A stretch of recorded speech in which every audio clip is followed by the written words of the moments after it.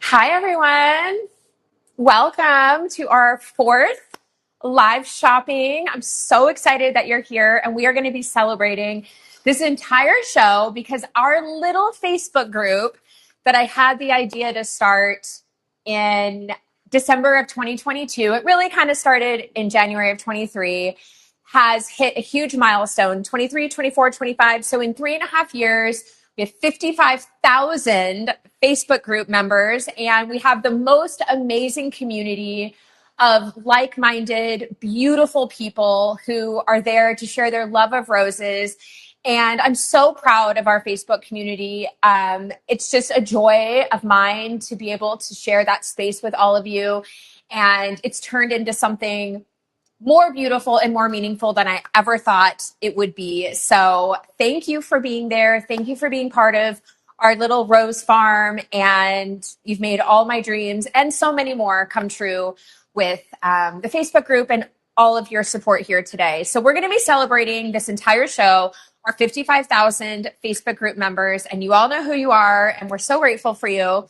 And throughout this show, we're going to have giveaways. We're going to have so many things that are special and unique to this show. So I wanted to thank Jenny for putting all this together. She worked so hard to build a beautiful show for us. And we're going to be featuring a lot of my personal roses. We're going to be featuring some incredible $1 roses and so much. So much. So as a reminder, thank you. Join the conversation. All you have to do is enter your name. Be sure to choose a tasteful name so that our moderators can keep you in the conversation. And our moderators, so we have Morgan here and we have Nicholas. Both of them work for Grace Rose Farm, and they're amazing humans. And I've been friends with Morgan for over a decade and with Nicholas for the last 4 or 5 years, and they are amazing, flower-loving people, and they're here to help you and to keep this a productive and beautiful space for all of us. And of course, Jenny is here, and Ryan's here. Ryan is our plant man. So today's show is all about celebrating you and what you have done to make Grace Rose Farm an amazing company, and I'm so glad that you're here. So tons of surprises, and we have nearly double the amount of roses on the show today as we normally do. So it is jam-packed. There are going to be so many. So stick around till the end. If you have to go, make sure you come back. We have some really great stuff at the very end. We also have 5 $1 rose segments instead of 3 $1 rose segments. And from what I'm seeing in my DMs, some of you are getting these $1 roses more than once, which means you must have really fast, tricky fingers to be able to get them. But we definitely are appreciative of that. And to date, I think we have done over 150 to 200 $1 roses on our 4 shows. So every time we do a $1 rose, it's not like we're giving one away. It is many, because this is our 4th show and we've done over like 150 $1 roses. So you know who you are if you've gotten them, and good luck to you if you haven't. Hopefully this is your week. Another really exciting thing. So as orders come in, we are going to be choosing winners.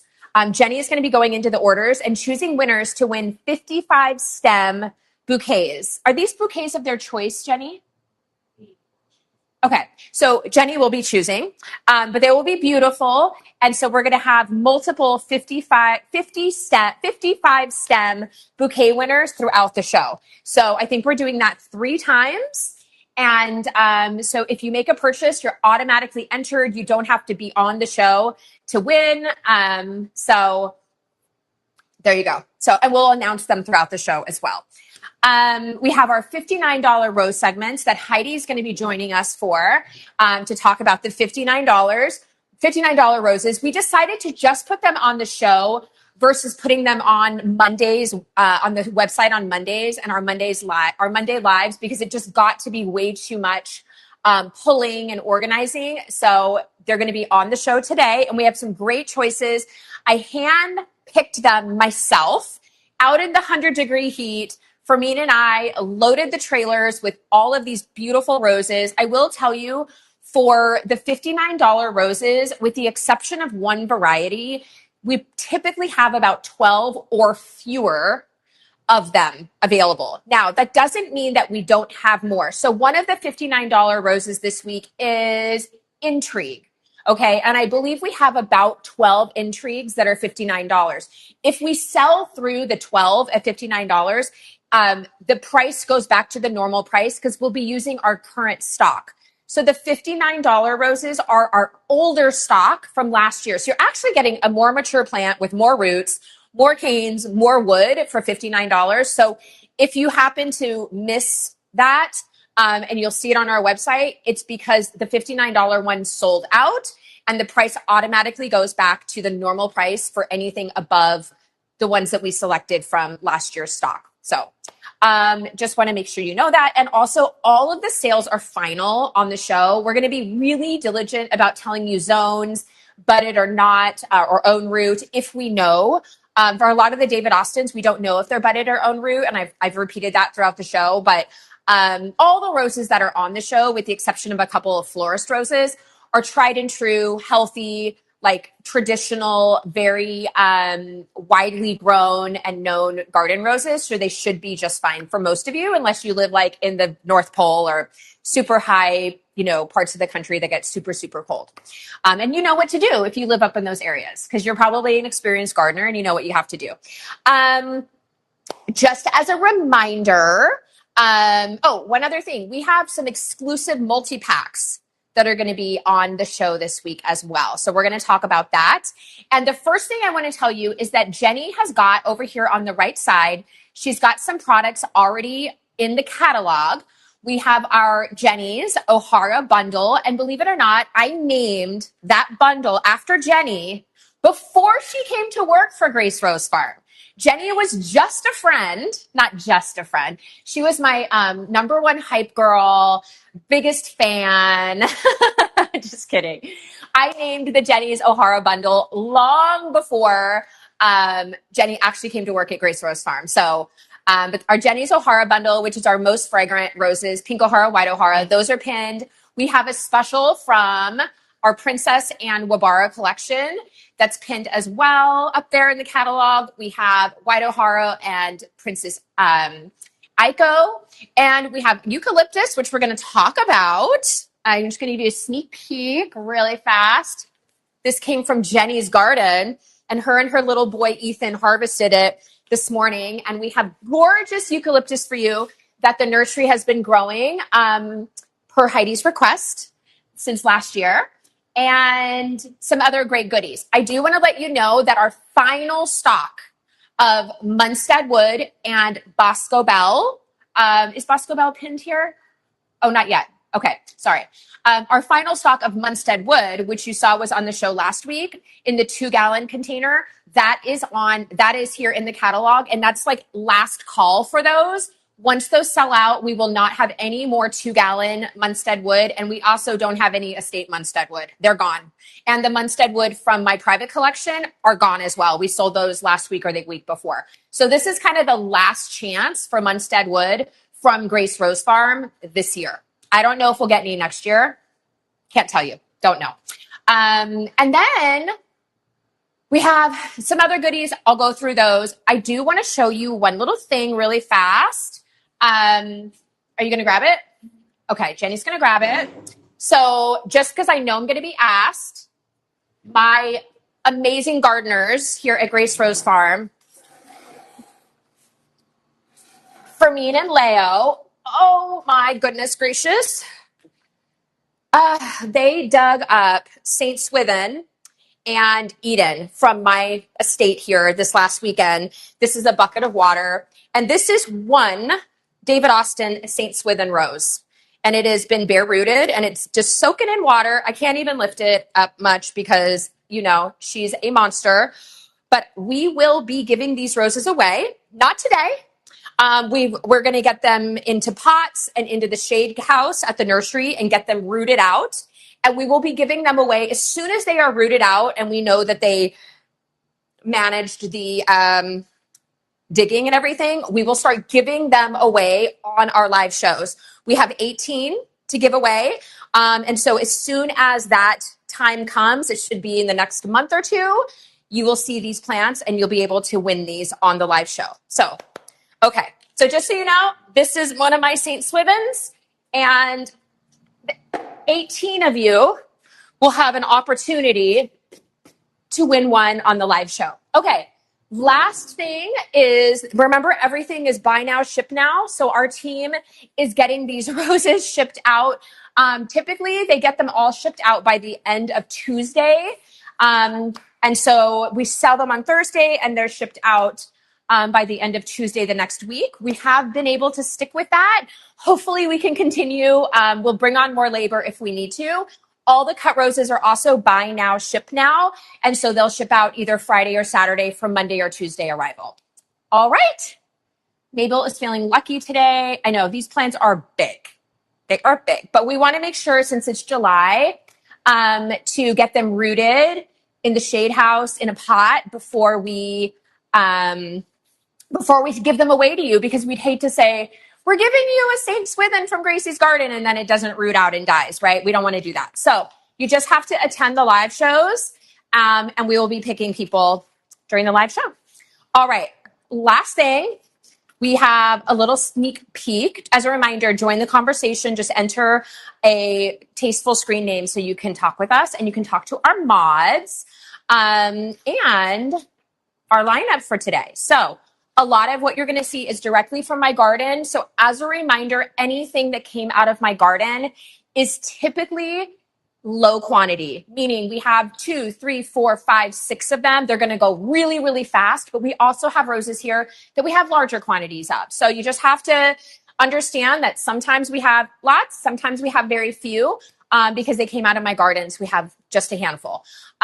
We have 4 estate Evelyns from my garden, and they are going to be towards the end of the show. 4 estate Evelyns from my garden, and we have one here today to show you. So if you did not get an estate Evelyn, maybe today will be your lucky day. Please only take one. Please only take one. Try only taking one. We have a florist rose called the Impressionist that came out of my garden as well, which we are no longer propagating, and it has the most beautiful flowers. You'll get to see it. We also found another Bloomsbury somewhere in my piles of roses. We found another Bloomsbury. April won the first one. Hopefully one of you is lucky today to get that Bloomsbury. And also we have the most beautiful fairy roses that I pulled myself yesterday from the nursery. I saw them and I was like, I got it. I got to pull these. We got to offer these. They're gorgeous. They're huge. And I got beat up by the fairy. I was pulling fairy out myself and I got ripped up by her. She's a thorny one. All right. Well, we have nearly double the amount of roses. And so let's get started. As a reminder, be sure to check out, if you have a rose in your cart, like one of the coveted ones that's going to go fast, check out immediately. It's not guaranteed to be saved in your cart. That's just the way the live platform works. It's not a GRF thing. It's just a consequence of live shopping. So, all right. Hi, Mel. Hi, Crimty Kendi. Hi, Christine. Hi, Kirsten. Oh my gosh, you guys are amazing. Thank you so much. And everybody be nice. I'll be nice. We'll all be nice. All right. Are we ready, Jenny? Okay. We have already offered this beautiful rose, I believe, one time prior.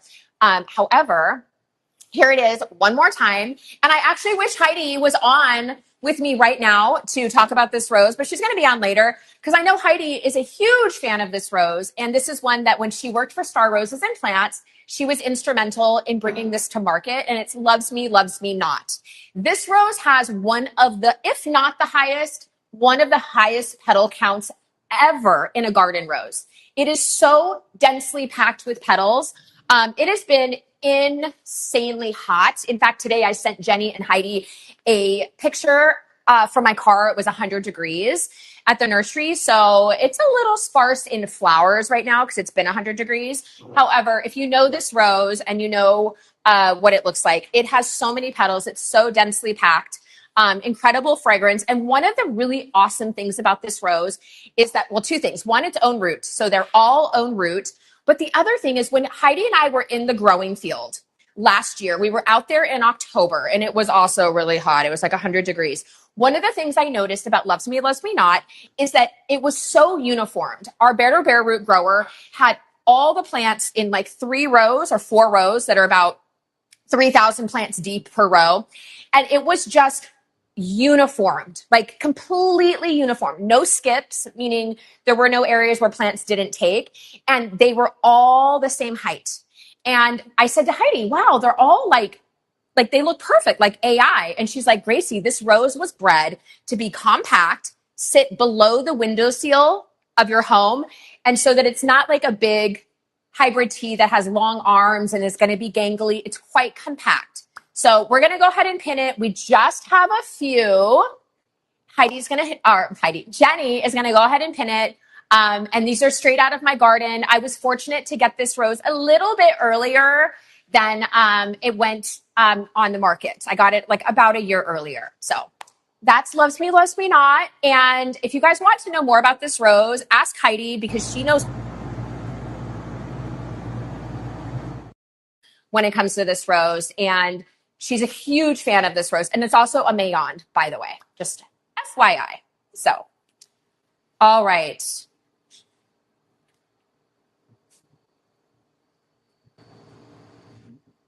Hi, guys. Hi, Millie. Guys, I have double caffeine here today. I had a coffee I just finished, iced coffee, and I have an energy drink. The heat, doesn't the heat like wipe you guys out too? Ooh, the heat is brutal. It's been really hot here. Ryan, we're good with Loves Me, Loves Me Not, babe. Yeah.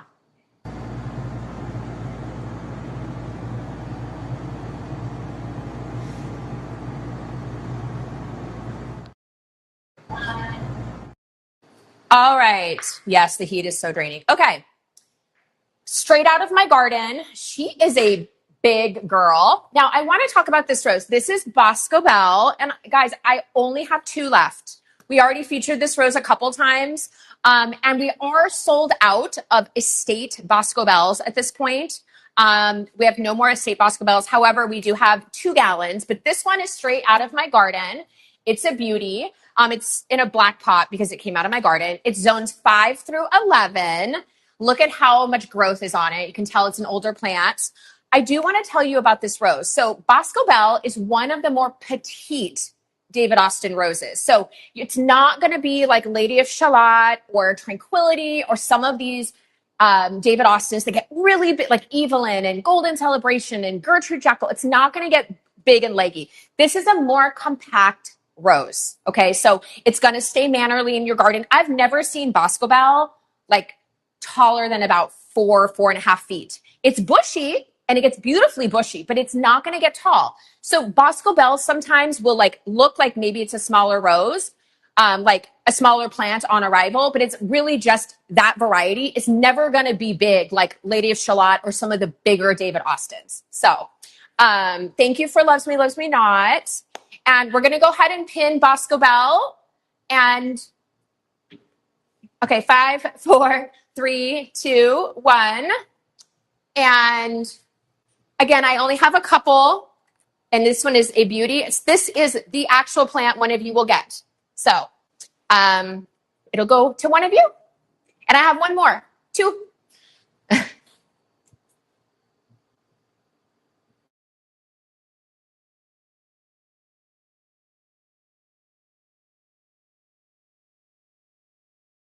Okay. All right. Top Cream is back one more time. So Ryan's over there mocking me. Thanks, honey.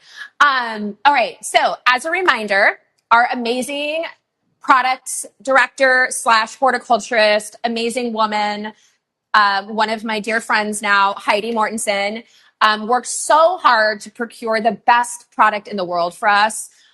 She's extremely picky, which is good, right? So Heidi made a deal this last year with our partners over at Star to get these amazing bare root own root roses from Star at a great price. And we were able to get them at the nursery, put in a 2-gallon container. So this top cream is the same age, the same size plant as an estate rose, but we were able to pot it in a smaller pot so that we could offer it at a better price for you. So the nursery won't charge us as much and we don't have to charge you as much. So we have top cream again. We talked about top cream last week. This is the last couple dozen that we have at this price point. Top cream is a Mayonde. Again, Heidi should be talking about this rose because she is crazy about this rose.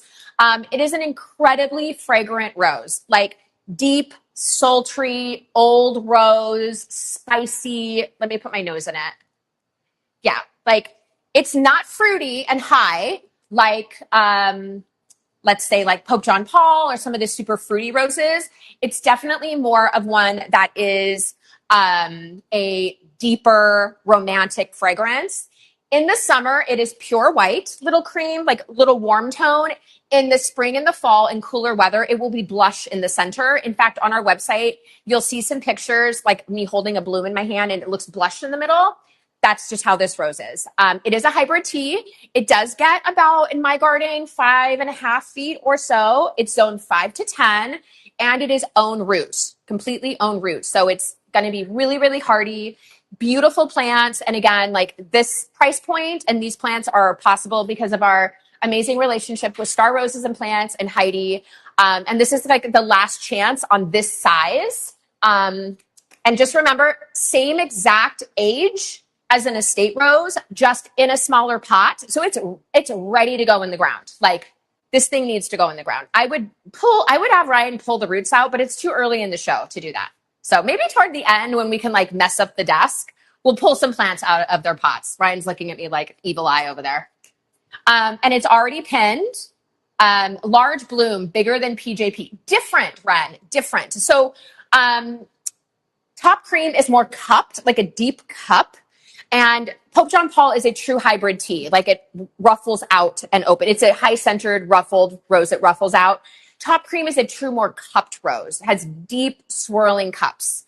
It usually blooms in sprays. In fact, here's a spray up here that's coming into bloom. So the terminal bud is here, and it's got 1, 2, 3, 4, 5 side shoots. It's not a terribly thorny rose either, which makes it great for flower arranging. If you look here, I can run my finger down these stems really easily. I get all the way about a foot down from the bud before I hit the first thorn. So that's awesome for flower arranging, obviously. Because nobody wants to be dealing with having to dethorn and getting cut up. So top cream, this is the last chance for those. And we started shipping them out last week to the people that got them last week. And this is just the final amount. So I love this rose. Ryan and I had, I don't know, maybe 15, 20, honey, of these. Something like that. So, all right, top cream. Yes, it is a 2-gallon. It is a 2-gallon. Yes. Is top cream an evergreen? Well, it will be green all season, all season long, all during growing season. Yeah. Okay, ready? Okay. We have now, do you recognize this rose that Jenny just showed you? Do we recognize it? Okay. This, you're welcome, Melanie. This is, in my humble opinion, as a former cut rose grower, Ryan and I grew cut roses for florists for about 5 years. And this was hands down our best cut rose for florists. Now, it is a garden rose. It's not a true florist rose, but this rose behaves like a florist rose in the garden. There are so many pictures on our social media of our, Fermin and Bilmaro and Leo holding these huge bundles. It's the Lady Gardener. I adore this rose. It is truly one of, I think this could have been a greenhouse rose. That's how long it lasts. It's so incredibly long lasting. It is a little bit thorny, but it also minds its manners. So it gets very bushy. This rose will get about 4 to 5, maybe even 6 feet wide. It's a very, very bushy plant, but you can keep it smaller. But it stays about 4.5 feet tall. It's zones 5 through 11. And one of the unique things about this rose is that it blooms in California. I have never seen this rose bloom apricot in California, even in the spring. Other parts of the country, it blooms apricot. In fact, the David Austin tag shows that it's an apricot rose. It has never been, I have grown hundreds and hundreds and hundreds of Lady Gardner roses, and I've never seen it apricot. It's always blush. That's just the way it is here in California. Again, it's zones 5 through 11. Incredible cut flower, light fragrance. I would describe it as like a clean, fresh fragrance, like fresh baby powder. This is just a little baby bloom. They do get to be about 3.5 to 4 inches. I love this rose. There's so many pictures on our product pages of like big buckets that I'm standing over, taking photos of it. Ryan and I grew thousands of these. It's such a great rose. Long cutting stems, thorny. She is thorny, but she's absolutely gorgeous, and she has an incredible long base life. This is a 2-gallon. So we were able, similar to our 2-gallon top cream, we were able to work with David Austin and our nursery partners to offer this special 2-gallon program for you just this year. December 31st, this program is over. We do not have it anymore. So we're going to be pushing a lot of these 2-gallon roses over the next 5 months till the end of the year. We have so many varieties to come, some incredible varieties that I know you guys have been waiting for, and we're going to be releasing a couple per week. Lady Gardner, do you think Lady Gardner was our best cut blush? Yeah, I think so too. Yeah, I think, yeah. Like longer lasting than Francis. Different, but like very dense. Yeah, it's a gorgeous rose. We love it. So anyway, Lady Gardner, 2-gallon. It is a 2-year-old bare root rose input and grown out. So it is the same age as our estate roses. It's just in a smaller container so that we could offer it at a better price. And this is a beautiful partnership that we were able to do with David Austin. And we're so grateful that David Austin allowed us to sell these. I know we're the only ones besides them that were able to do this year. So it's such an honor to obviously work with them and get their product out to more people. So thank you to David Austin. Here you go. Speaking of 2 gallons, we have what David Austin calls I forget, so don't quote me, but I believe David Austin considers this rose the most famous or beloved climbing rose of all time. And it is Gertrude Jekyll. And I showed you this rose on my Facebook Live on Tuesday. You remember behind the little cottage in the David Austin garden, Cindy at Otto & Sons has Gertrude growing as a huge shrub. So don't let her intimidate you. She is technically a climber, and I believe she's a large climber. Now, see, this one says shrub, but she is a climber because she can be grown as a shrub or a climber. So remember I showed you in the nursery how Gertrude was growing up those iron posts and into that trellis. So she will grow to be a huge climber, but you can also grow her as a large shrub. So just because a rose is known to be a climber does not mean, especially in the case of David Austin roses, because they are true shrubs, it can be grown without an obelisk, without an arch, without a trellis, just fine. So Gertrude Jekyll is, again, in partnership with David Austin. We have this 2 gallon, and she is hardy down to zone 4. So if you are in like the northern states, Minnesota, Michigan, those cold areas, she's a great climber for you. And she is well loved and highly, highly fragrant. Let's see if I can get fragrance out of her this late in the day because it's been so hot. Oh yeah, I still get fragrance. Yeah, she's beautiful. The only downfall of Gertrude Jekyll is, and I know you guys are going to ask, she is so thorny. So she is not the best rose for like harvesting and arranging because she has little tiny shark teeth all down from below the sepals all the way down. She's covered in thorns. but she is meant to be more ornamental than she is for arranging. And according to David Austin, she's the most beloved climbing rose of all time. So zones 4 through 11, Gertrude Jekyll. I think she is like one of those roses that belongs in every David Austin collector's garden. I don't think she's ever going to go anywhere. She's beautiful. Even her buds are so pretty. Can you show them this bud, Rye? Really quick? Show them like how precious this bud is. So pretty.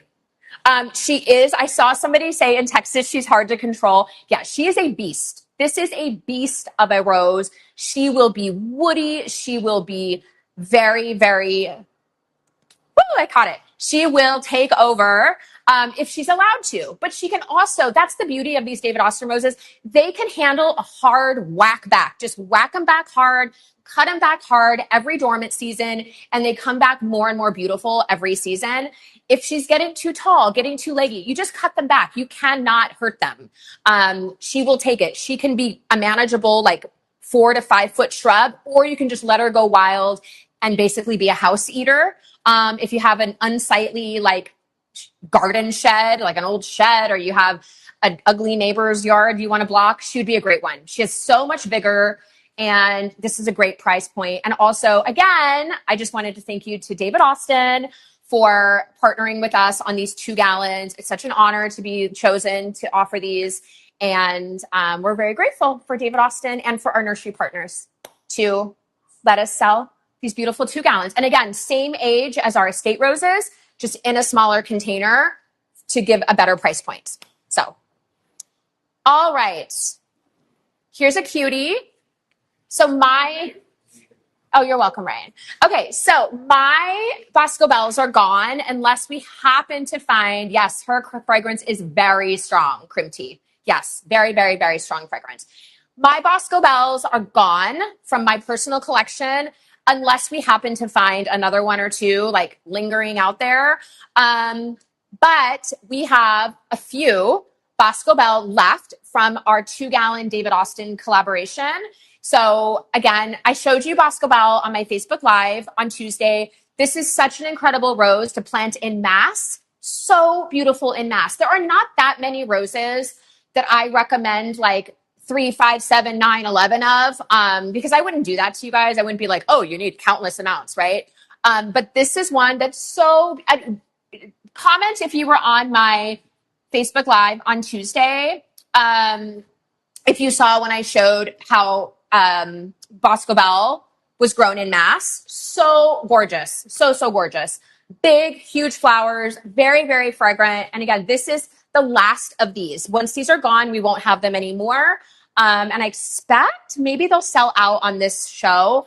So Ryan, can you show them how gorgeous these sepals are? If you've been around for a while, you know that I am like really into sepals on roses. The fancier the sepals, the better for me. It's the little things, right? Like look at how gorgeous her sepals are. Like they're just beautiful. They're roughly, I love a fancy sepal. I'm all about it. She's zones 5 through 11. What?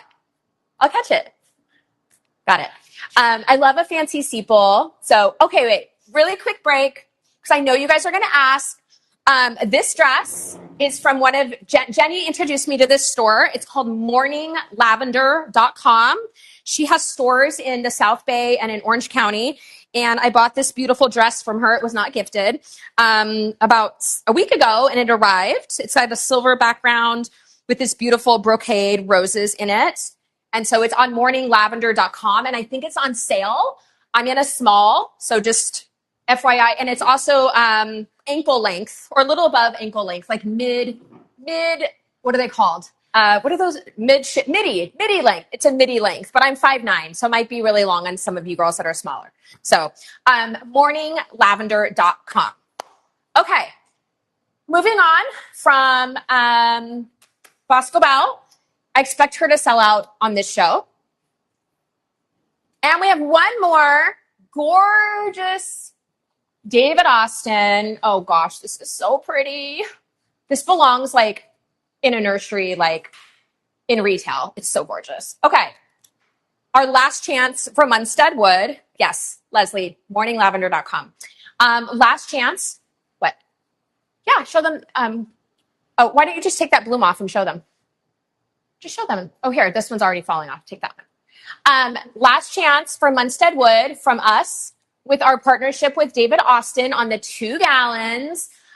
This is a petite rose. So Munstead Wood will never be like Gertrude Jekyll, ever. This is a much more petite, smaller rose. It's beautiful for the front of the garden, like along a pathway. She spills beautifully. She has beautiful drapiness. The only bad thing about this rose is it is thorny, like little shark teeth thorns. And this is a last chance for Munstead Wood. We don't have any more estate roses. All of them from my garden are gone on this one. So this is 100% the last time that we will have this rose this year. So she is gorgeous. This is one of the most beloved and beautiful David Austin roses for sure. And she has heavenly fragrance. If you have my book, you know that I featured this rose prominently in the book. Zones 5 through 9, just FYI. I grow her in zone 10. She grows just fine in zone 10, but technically, David Austin says zones 5 through 9. Obviously, we are in zone 10, so it grows just fine here. Ryan and I grew this rose for florists for 5 years. We never could grow enough. But the biggest thing about this one is this is a petite plant. It's a very small, like mannerly shrub. I typically, like ours, every now and then we'd get some tall like spikes that would be like 4.5 feet. But most of the plant, like the body of the plant, stays around 3 feet, even in California. Let's see what David Austin says. 3 feet by 3 feet. Yep, 3 by 3.5. That's about right. Every now and then we'd get like, a taller spike with some blooms on the end. But the body of the shrub is very petite. So it's a nice one. If you just joined, you can click the tag icon to shop and just join the conversation. And all the roses that we're talking about are featured in the catalog. So they're all over there. And I love this rose. I will always grow this rose. In fact, we need to make sure that we pull a few out of inventory for my new house. Don't sell through them all because I want this rose. So, all right.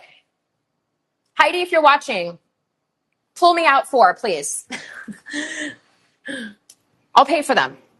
Okay. Oh. Well, loves me not over here. So just, Ryan, can you just show them real quick? Ryan left. He had enough of us. He's done with us. Okay. Can you just show them this plant? The root is coming out 2 spots on the bottom. All right. So we have another wonderful acquisition that Heidi was able to get from Star Roses and Plants. Beautiful, loves me not. And we have her in the 2 gallon. And she is so gorgeous. Oh my gosh. Look at this flower. I'm going to pull her off. Ryan's going to show you her flower. She is a little lower petal count right now just because it's summer. And again, it has been triple digits at the nursery. So no judgment, please. You'll see more beautiful flowers in the fall once it's not triple digits. I promise you. The roses, like when it is in the 90s and like 100, roses are just surviving in the summer. Like if they bloom, it's like, it's over the top if they bloom. In the summer, whether it's a nursery or in your garden, don't get distressed if your roses do not want to bloom or they bloom tiny, tiny little dime-sized roses in the summer. Just keep them watered, keep them healthy, keep the spider mites at bay, give them a nice shower, keep them clean and the airflow going through them. They will thank you for it in the fall. So don't be distressed if your roses are not performing in the summer. We don't want to perform in the summer. We don't want to. We just want to stay in the air conditioning, right? Go to the movies, stay in the air conditioning. So just give your roses some grace in the summer. So loves me not. This is another one. Again, this is a 2 gallon, zones 5 through 11, own root. And again, this is one that Heidi was able to get an incredible price from our growers at Star Roses and Plants in a 2 gallon for you. And it's ready to go. So it's the same age as our estate roses, just in a smaller container so that you can get a better price and so that we can just put it in less soil. But as you can tell, this rose is very much ready to be planted because its roots are coming out the bottom of the plant. So we're not going to pull it out just because I don't want to mess up the desk this early in the show, but it is ready to go. So, and again, thank you to Heidi. I know Heidi's watching, and thank you to Star. I know they watch as well, for working with us to get these incredible plants this year. And again, zones 5 through 11 for Loves Me, Loves Me Not. Got mud on my table, Ryan.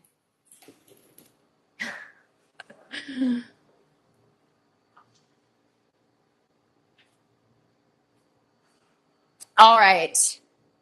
Tumbleweed. Oh my goodness. $19? Okay. So I have been on social media a little bit lately, and I have noticed that the tumbleweed phenomenon is catching on, and gypsy as well. I'm starting to see that you guys, your tumbleweeds are maturing, they're flowering, and I'm seeing a lot of posts and a lot of reshares of pink tumbleweed, which is so amazing, and gypsy. I'm so excited about these roses.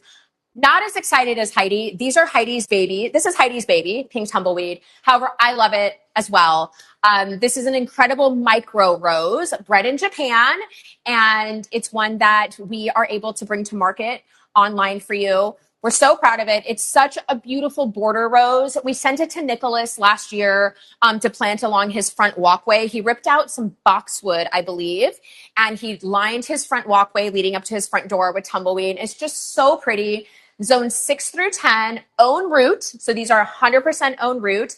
And these are in a 3-gallon container. So there is a lot of soil. They're quite heavy. You will see that these are extremely rooted in here. Extremely rooted. Rooted all the way to the side of the pot, all the way down. It's a massive roots at this point. So they're going to be excited to go in the ground.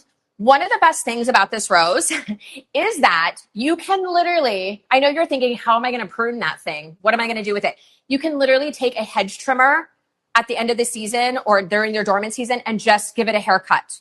Like that's all this plant needs. The only other thing I would say that it really needs is give it a bath, like use your hose end wand, like your long wand, and get up inside of it to prevent spider mites. When you have micro roses or roses that are very dense in foliage and dense in canes, they're going to be more prone to spider mites. All roses are prone to spider mites in the right conditions, right? But micro roses, miniature roses are more prone. All of them are. So just getting in there with your hose end sprayer and just spraying in and around the plant will make them very happy. Roses love a bath, as long as you do it during the warmth of the day so they can dry off by evening and they don't go to bed wet. They don't want to go to bed wet.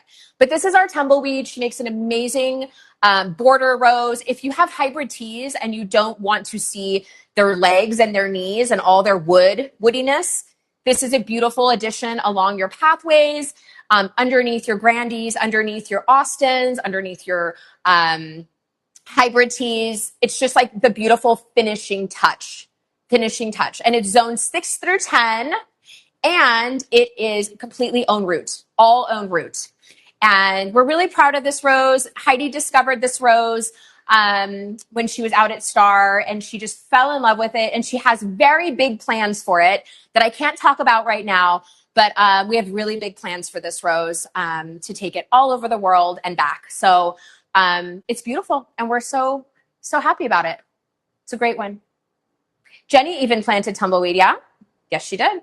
Jenny redid her front yard. How do they do in containers? They do great. They do great in containers. In fact, a lot of our customers grow them in containers. A lot of them do. Many, many, many. Okay. Oh my gosh, this one's a beast. All right. So let's go to, white tumbleweed is coming, Kendra. White tumbleweed is coming. Stay tuned. You got to give us time, but we have white things coming. Don't worry. Okay. So there are 2 roses, that Ryan and I have personally grown in the thousands, right, Jenny? Yes. There are 2 varieties of roses that Ryan and I have grown in the thousands at our ranch. What? No, in the thousands? No, we only grew like in one area, 500, in the other area, like 400. No, but we had like 2,000 of these. We had between 2,000 and 2,500 distant drums and Coco Loco. And we have a call in. You're surprising me. Okay. What is it? Oh my gosh. Oh my gosh. I don't know anything. Oh, Hey. wow. Oh my gosh. Both of those misfits. Wow. Hi, girls. My two besties are here. I did not know this was happening. Jenny did not tell me. Thank you, Jenny. It's We all know. Jenny's fault. Actually, this is all April's fault. But hello. I wasn't supposed to be Hi. roped into this. This was supposed to be girly only. Are they? Hi, girls. Hey. So you're Hey. Hey. you're talking about distant drums. Yes. This is the very first rose I ordered from you when back in COVID as a cut flower. Really? Oh, when we grew them for cuts for Yeah. florists. Yeah. This one and Coco Loco actually were the first two. So that's how I knew about Grace. My That's my goodness. I can't son. believe you're here. Okay. What about you, April? Well, there was a lot of first roses for me. Um, I think what was my first? Shirley. Yeah. Um, Distant Drums is pinned. Jenny wants me to let you all know. And I love this rose. It is the first rose to bloom in the garden every year. Hands down. It's always the first one. It leaves out with red foliage when it leaves out, and then the foliage turns dark green. It's a very, very dark hunter green on this one. And these are straight out of my garden, just FYI. And I think we only have like a dozen of them, or I don't know, 19 or 18 or something. So I think I still have a couple from your original estate when you started really, selling them. Yeah. Yeah, like aw, the OG state plants, I still have a couple of them. yep, the bare roots I Yep. sold. Yeah. Yep. Yep. What about you, Yeah, April? my distant drums is one of my favorites. She like you said, she's like one of the first to bloom, and she's just like she's covered, and it looks like a sunset. I always leave it. I don't cut it. I know she makes a good cut flower, but I mean, it's I not always leave it pink. on the bush. I don't blame you because it's not pink. You don't cut it when it's not It's pink, right? bright pink. It's bright pink on the outside. That's what I like. When she first opens, you can see all the bright pink. She's nice. She's a great one. She's a Yeah. Yeah. beautiful one. She is a myrrh fragrance. This rose is a myrrh Hmm. fragrance. So you got to kind of, if you want to sniff it, you have to like myrrh. I know myrrh is like a subjective one. I think girly likes myrrh, right? I like all of them. I mean, I grow them more for how they look than fragrance, but I don't mind myrrh. Yeah, me either. It's a beauty. Here, Ryan, can you show them this bloom? It's a little wonky because I manhandled it a little bit, but it's okay. Yeah, it's actually a pretty good beginner rose because it's pretty hardy. Yeah. Here, where all my roses right now, a lot of them are covered in black spot. Oh, My distant drums are looking pretty good. I don't have blooms, but because it's burning in Connecticut right now, but they look pretty healthy. You don't have any blooms? Mine bloomed a couple weeks ago. I had a nice flush. No, I gave everything a haircut because we get Japanese beetles this time of year. So yeah, I remember. Did yeah, you, April, how is yours growing? She's great. She's one that's still in a pot. I don't keep her. I don't plan to put her in the ground because she's a nice small. She's like yeah. what 3 by 3, something like that. And I like it. I like that she's taller in the pot because then you get that when she blooms, it's like a sunset. It's a huge it's like a bouquet in a pot. So yeah, she's a really good, and she lasts a long time too on the plant. She does. She Yeah. does. Like the cuts that I got from, I mean, I think Gracie, this was like 2021. And I'm pretty sure the cuts that I got from you guys lasted almost like 2 weeks, maybe like 10, 11 days. What? Yeah. Wow, Both, that's both shocking. Didi and Coco Loco. Wow. It was pretty good. Wow. And they say I don't know how to grow roses. No, you don't. You have no roses. Correct. That's all So AI. Everybody Gracie, wants to know what you're drinking, girly. Oh, is Ryan there? Ryan is here. Are you drinking Ortolan? Yeah. It's Wow. Ryan, what do we call it? Floor fashion. Floor Floral fashion. fashion. Yeah, floral Nice. fashion. Yep. Unfortunately, I don't know. Can you still get Ortolan? Yeah, we still have Ortolan. Yes. Oh, I have like, I bought them in bulk. I still have 3 bottles, but anyone who wants to get like a really delicious rose-based liqueur, this is it. It's Cool. delicious. I still have it. Thank so you. Gracie, we're actually here to help you celebrate the group being 55,000 members. Yes, because these two girls are our original moderators for our Facebook group. So when I first started the group, both of them, like, I guess you volunteered. I don't know. Or It's maybe I April. No, It's just really like April. bamboozled no. you into being moderators. But That yeah, they're part. our original moderators. They did such an amazing job. Just taking care of the Facebook group so that I could grow the business. And they're both my dear friends, and I love them so much. And I'm really, like, truly surprised that they're here. Nobody told me about this. So, That was April the did, point. April did all the dirty work. I was just No, no, in the no. I tried to background. rope you into it, and then you roped me into it. well, I'm not supposed thank to be here. you. Well, it's all fun and games. Yeah, so Gracie, back to that part where you said I volunteered. No, no, you definitely were like, hey, do you want to moderate the group for a week? A week, and then Thank you. that was the end of everything. 3 years later. You You liked guys are it the best. The best friends. All sometimes. right, April, I'm gonna apparently go. you like this next rose. Oh, that's right, sensuous. You made me It's pick that sensuous. rose. Yes, Sensuous. You love this rose, right? I do. She's a beauty. She's actually, I think her blooms are done, but she just bloomed this week. She's a great one. Very fragrant. And does she do well for you in Texas?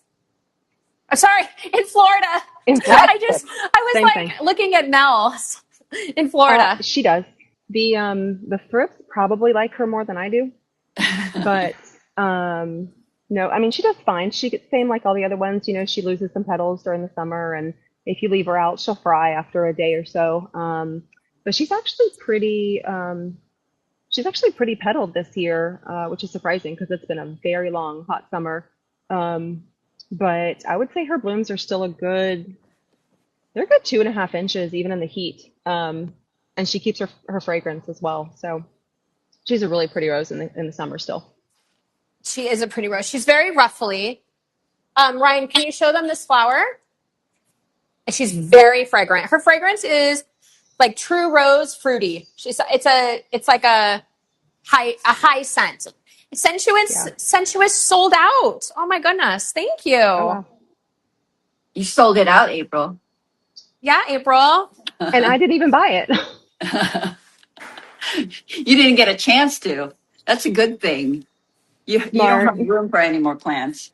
Is that why I'm on here? So I don't buy any roses and Yeah, make people mad? it's a trick. That's fair. Well, thank you. Oh, we only have 5 distant drums left. And then that's it from my garden. I think we had a really nice amount. So Buy them. thank you, She's a good one. girls. We will send you Thank some you. bouquets for Oh, Jenny already sent you bouquets that are arriving Monday. Look at that. Oh, Oh, I hope okay you then. sent them their favorites. not necessary, but thank you. April's Appreciate it. getting all wanted. No pinks. Perfect. Only Only reds and reds for yellows. April. And Perfect. yellows. And yellows. Yep. Yes. Yep. Oh, Thank okay. you, girls. Thank you Thank so much. I'm you. gonna hop off and go. Congratulations. Hi, Thank everyone. Bye, you. everyone. Bye. Bye, Bye. girls. Thank you. You surprised me. Oh, my goodness. No wonder you moved those there. All right. Wow. Hey, honey, can you clean off the table a little bit, please? All right. Well, thank you. Hi, Cassie. Hi, Carrie. You guys are so sweet. Okay. So we have Jenny's O'Hara bundle. And like I said at the beginning, I named this bundle after Jenny before she started to work at Grace Rose Farm. So I don't know why. I mean, I guess maybe because she always smells good. Jenny, if you don't know, Jenny is a fragrance connoisseur. So she's a fragrance collector, meaning perfume collector. And these two, of all of our cut roses, and I actually find, do you guys think this is true? I find a little more fragrance in white O'Hara than pink O'Hara. Yes, Jenny's saying yes. Okay. For some reason, even though they are like sports, like one is a sport of the other, but we have a 30 stem bundle of pink O'Hara and white O'Hara, free shipping. And these are buy now, ship now. So they'll ship out to you tomorrow or Saturday from Monday or Tuesday arrival. And if you want fragrance, I would say these are the most fragrant roses that we offer as cut roses. By far. They are, well, there's also Yves Piaget, but Yves Piaget doesn't quite have like the vase life that you're going to get from the O'Haras. And the bloom size is obviously incomparable. So you can't beat the bloom size. And then we also have a bundle of Smoogie and Princess Aiko. So Smoogie is a Wabara rose, a beautiful Wabara rose. I love this rose. It has the most gorgeous center, and it has a little bit, to me, of a little bit of a lavender fragrance. Not heavy, not a heavy fragrance. What is so special about this rose is vase life and petal count. Let me show you this rose really fast. Before it opens, it has these like deep swirls. It's super swirly. It's gorgeous. I wish I could had the time here just to like do a petal count. We don't. Very, very pretty. And then Princess Aiko is a gorgeous apricot rose. And she is a little bit different. She's more of a cupped, like a full like cupped rosette. And she starts out globular. So before she opens, let me see if I have one that's not terribly open. I know this is one of Diane Cassano's favorite roses. See how she's like really globular? She's very round. And she has an incredible vase life considering she is a very loosely petaled rose. Like she has a shockingly good vase life. Considering like how loose and fluttery her petals are. Like the looser the petals are on a rose, typically like the worse the vase life is, but it has a really good vase life. So that is another one that we have. So we have the combo of 15 stems of Smoogie with 15 stems of Princess Aiko. And then we also have Princess Aiko with White O'Hara, which I have never actually thought to bundle these together. Like I would never think like to put these two together. I don't know. Look how big this bloom is. It's huge. We just got these yesterday, by the way, and they're already like so beautiful and open. So fragrant, not really fragrant. The only fragrance I get from Aiko is like kind of a rose, like a cut rose fragrance, like not a particularly like fruity or like true rose fragrance, just more like a cut rose fragrance. But she has an incredible vase life. So that's Aiko and White O'Hara. We still have Miyabi, yes? Okay, we'll do that next week. And for the first time ever, this is actually shocking to me because these are very hard to come by. And I was truly shocked when Jenny told me that we were having these this week. We have Tess. And I don't know how this happened, but it is not red rose season. So we were able to get an incredible deal on David Austin Tess. I think that Tess, Jenny, do you agree that Tess is like the longest lasting David Austin rose? Yeah. It is so long lasting. It's so densely packed. Ryan, can you show them this bloom right here? Because it's fully open. How gorgeous this rose is. This rose is so hard for us to keep in stock. Also show them the sepals, how fancy they are. I was like truly shocked that we had this rose as a 30 stem free shipping deal. Couldn't believe it. She's so pretty. Show them this one too. Look at the button in the middle. The button nose, so pretty. Tess doesn't have fragrance, but for what she lacks in fragrance, she has vase life and beauty. So we very, very rarely have Tess on special because we just don't get enough of this rose in stock. But somehow Jenny was able to get it for us. She's also pretty thornless. I would say she's like 99.9% thornless. So she's a good one to work with if you like flower arranging. So, and beautiful long stems. So David Austin Tess, look at that. Very shocked. Very, very shocked that we had this one. So, all right. Ready, Jenny?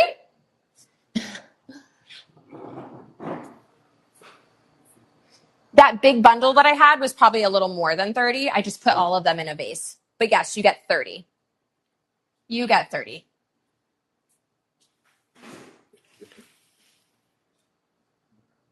Bloomsbury. All right. We have our first $1 rose, correct? All right.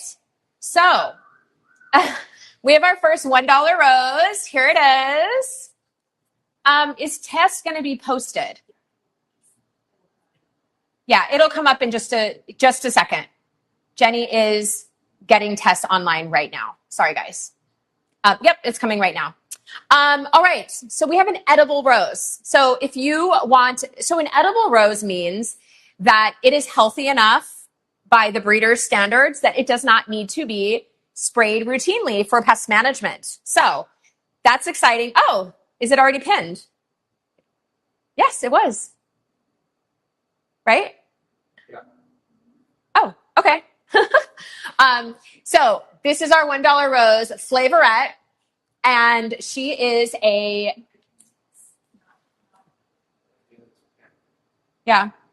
proven winners went. Yeah.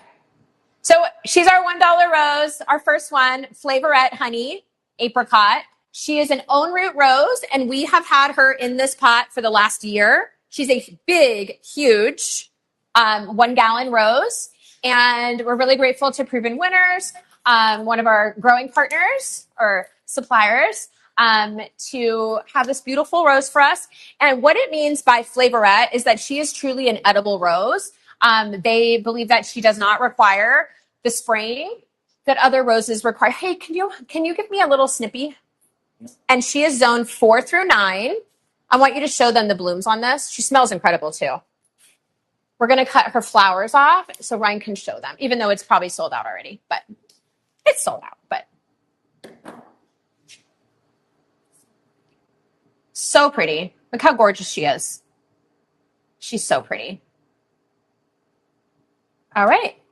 Yes, you'll have more chances. So fragrant. Wow. Okay. Whoop, whoop. What? That was our first $1. Sorry, Rachel. We will do the countdown next time. Something happened where it didn't pin on the bottom, but we'll make sure it goes next time.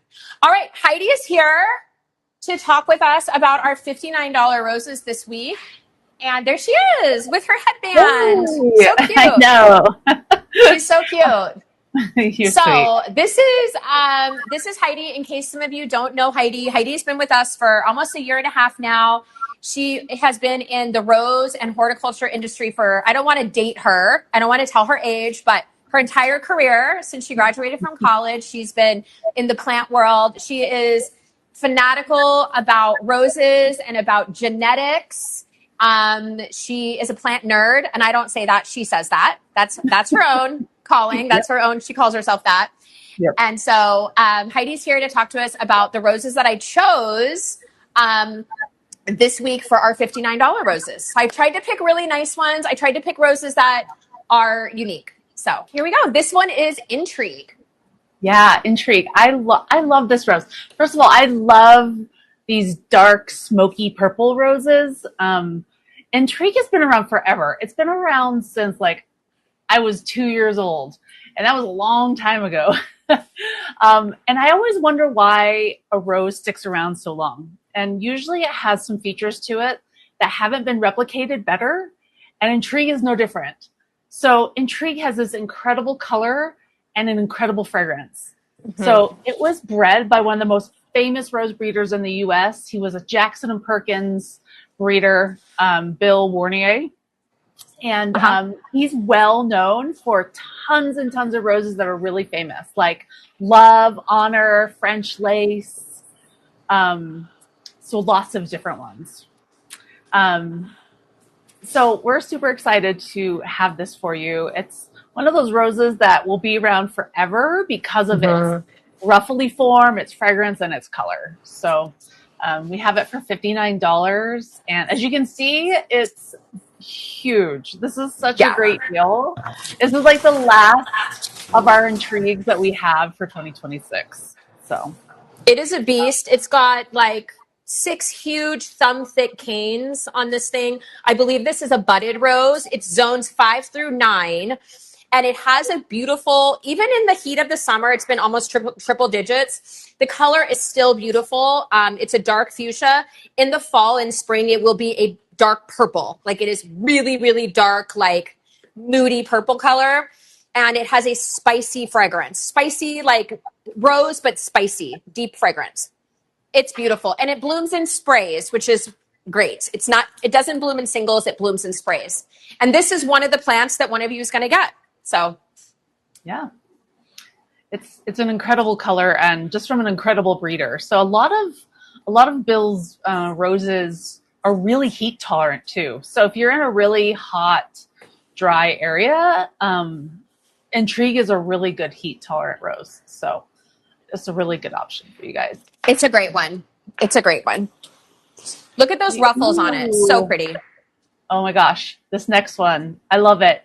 This is one of those roses that has not been, like, the story has not been told in this rose enough. This is a Christian Bedard rose. We love Christian. Hopefully he's watching. He does sometimes watch with us. But, Jump for Joy is an incredible creation by him. It was introduced in 2004, so it's been on the market for over 20 years, and it's stuck to the market because it's such an easy rose to grow. So if you're looking for a rose that's easy to grow, beginner friendly, this is a really good one. And an interesting note about this one is it has Julia Child as one of its parents. So Julia Child is famous for like free flowering, fragrance, and just a really low maintenance rose. So it has a beautiful apricot and peach and orange tone to it. Mm-hmm. So Jump for Joy this is a really good one from Christian. He did a great job on this rose. This one is very prominently planted outside the tea room at the Huntington Gardens. And every time I'm there, whether it's April or June or August or September, it's always flushing. It has so many flowers on it. This is one of those roses that's always in bud and bloom. Always. Yeah. Like it's a floribunda. It does get quite big. So last time Jenny and I were there was April, and it was about shoulder height on me. So it is a really big, nice, bushy plant, but literally loaded in bud and bloom. And this plant here, this one here has 1, 2, 3, 4, 5, 6, 7, 8, 9, 10, 11, 12, 13, 14, 15, 16, 17, 18, 19, 20, 21, 22. At least 22 buds on it. And it's August. So that tells you like this is a plant that wants to bloom. It wants to produce. It's a flory. So that's their job. Floribundas, their job is to bloom. That's what they're bred for, is to have abundance of blooms. So it's incredible rose. And like I said, the Huntington Gardens in San Marino put it like right outside the tea room, flanking the tea room. And it's just these mounds Yeah. mounds of apricot flowers. They're gorgeous. Jenny and I are all, every time we go, we're like, oh, so pretty. So, Yeah, so pretty. it'd be so pretty planted in mass. Like if you need a screen for somewhere and you want something really bushy, Jumper Joy is such a low maintenance rose that it's just got that free flowering of Julia Child in it. So, except it's basically like the apricot version of Julia Child. It's so Yeah. floriferous. So It's a great one. awesome. All right. We had a lot of fun ones. This next one too. I have to tell you a Pretty story about lady. this next one. I'm going to tell you a story. So, when I was in sales for a big grower in Connecticut, this was a long time ago. This rose was released in like 2019, I think, or 2018, 17, somewhere around there. This is Pretty Lady Rose. It's part of the Downton Abbey series. And I remember when the Downton Abbey series came out, and I was in sales, I was selling to garden centers, and I loved this line. I talked about this line all the time from Christian Bedard because it was fragrant. And like I usually sold David Austin for the fragrance, but then it was this. I would say you have to have Pretty Lady Rose, Violet's Pride, Anna's Promise. What's the other one? Edith's Darling. They're incredible. And I saw this rose at Ashton Gardens in Thanksgiving Point just like 4 to 6 weeks ago when it was so hot here. And it's so floriferous and it's huge. It is a huge flower. And it's ruffly and it's super. Look at those ruffles and that coloration. Super fragrant. This is a great rose. Oh. Yeah, tell me that doesn't look like an English rose. I mean, it's so ruffly, so fragrant. It has very long, beautiful cutting stems. She is thorny, but this is a big plant too. In my garden, she was like a good 5.5 feet tall. And we only have 8 left of her, and she's zone 6 through 10. So ruffly. So fragrant, like 10 out of 10 on fragrance on this one. I think this is one that April loves in Florida, if I'm not mistaken. I don't want to speak for April, but I'm pretty sure. And you can see this is one of our 4-year-old bushes. So look at the like girth on these canes. And if one of you will receive this plant.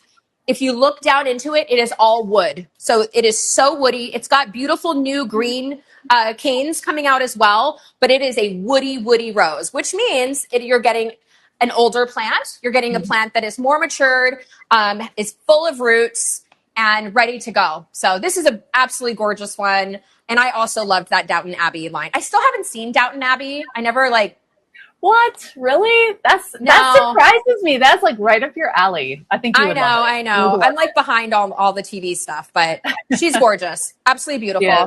She makes 10 out of 10 on fragrance. Too. Yeah, super fragrant. Makes a great tree rose too. Like she's a winner. So I hope you guys grab her. There's not very many at the $59 price. It's just the last of this crop. So we hope you guys can snag one. Yeah, she's a gorgeous one. All right, another one from Weeks. Yeah, another one. We have a lot of weeks today. So everyone asked me the same question. What is the best, most fragrant red rose on the market? First of all, red and fragrant do not go together very often in roses, believe it or not. Which is so weird, Heidi, because people think red rose, fragrance, like that's what you think, but it's not. Yep. Yeah, it's not at all. It's funny because Mr. Lincoln has been around for like 80 years at least. And the only reason it's stuck around that long, number one, it's got a great name, right? It's named after a great man, but it's red and fragrant. This one is a newer introduction from Christian Bedard, and it's called In Love Again. And it's perfectly named because you can finally fall in love with red roses. This one is not going to defoliate in the summer like Mr. Lincoln does. It's got a nice medium fruity fragrance to it. I wouldn't say it's super strong, but the fact that you can have disease resistance, a cupped red, and have a medium fruity fragrance, I always recommend this one. If you're looking for a fragrant red, besides like Rouge Royale, I love Rouge Royale too. But In Love Again is a newer variety and it's more disease resistant. So this is a great one. And this was one, again, it's a 4-year-old plant, so it's a little bit more mature, and it's ready to go. It's more than ready to get in the ground at your house and out of this pot. And it's zone 6 through 10, and this is a budded rose. Most of the week's roses, unless otherwise noted, are going to be budded roses. That's correct, right, Heidi? Yeah, most of them are. There's a few that are en route, but most of week's roses are budded. Yeah. Here, Ryan, can you show them this little baby bud right here? This is just starting to open, but she has the prettiest little clamshell opening. She does. She opens cupped, which is kind of cute. And she's got really long stems. And she was one of the things Christian liked about her is that she's good in the vase. So it's got long stems for cutting, which we all love to make those bouquets. So really like In Love Again. Yeah. She is pretty. Heidi, you're in a hot climate. How does this rose handle heat and humidity? Oh, yeah. So, well, I don't have any humidity. I am very, very dry here in Utah, but a humid day for us is like 30% humidity. So that's how dry it is here. But I've seen this rose a couple places in Utah. I don't personally have this one in my garden, but I've seen it in several different places. One that was at a Veterans Memorial that I saw it. And I really like it because it doesn't burn. It gets insanely hot here in Utah. Like it's in the low hundreds right now and super dry. And sometimes reds can burn on those tips. And it's a non-burning red. So it does well in the Utah climate for sure. Amazing. Oh boy. Okay. So huge. This next one, I did this. This rose has been calling my name for a couple of weeks, and it wasn't in flower in the prior weeks when I was picking out our $59 roses, and I knew it would be soon. Wait till you see. Look at this plant. OMG. Whoa. Gosh. This is St. Patrick. Yeah. And this is an incredible cutting rose. In the spring, this rose can almost look green, has like green, the reverse, the guard petals are green. In the heat, it is more yellow. This is an incredible cutting rose, and it's a collectible rose.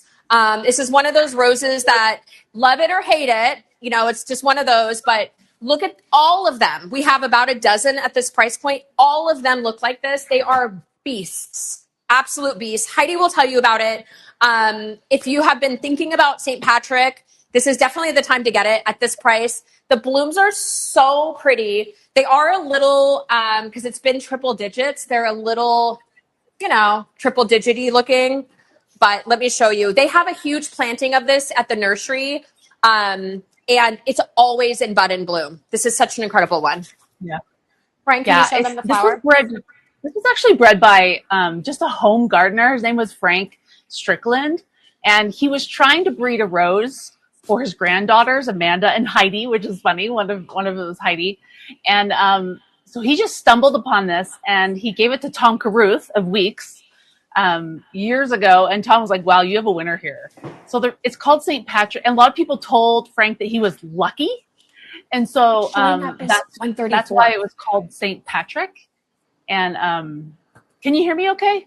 I know you just said something. Oh, yeah. I'm saying it's showing up as $134. Oh, it's sold out. It's sold out. It's already gone. That's why. Sorry, guys. Wow. Holy cow. Okay.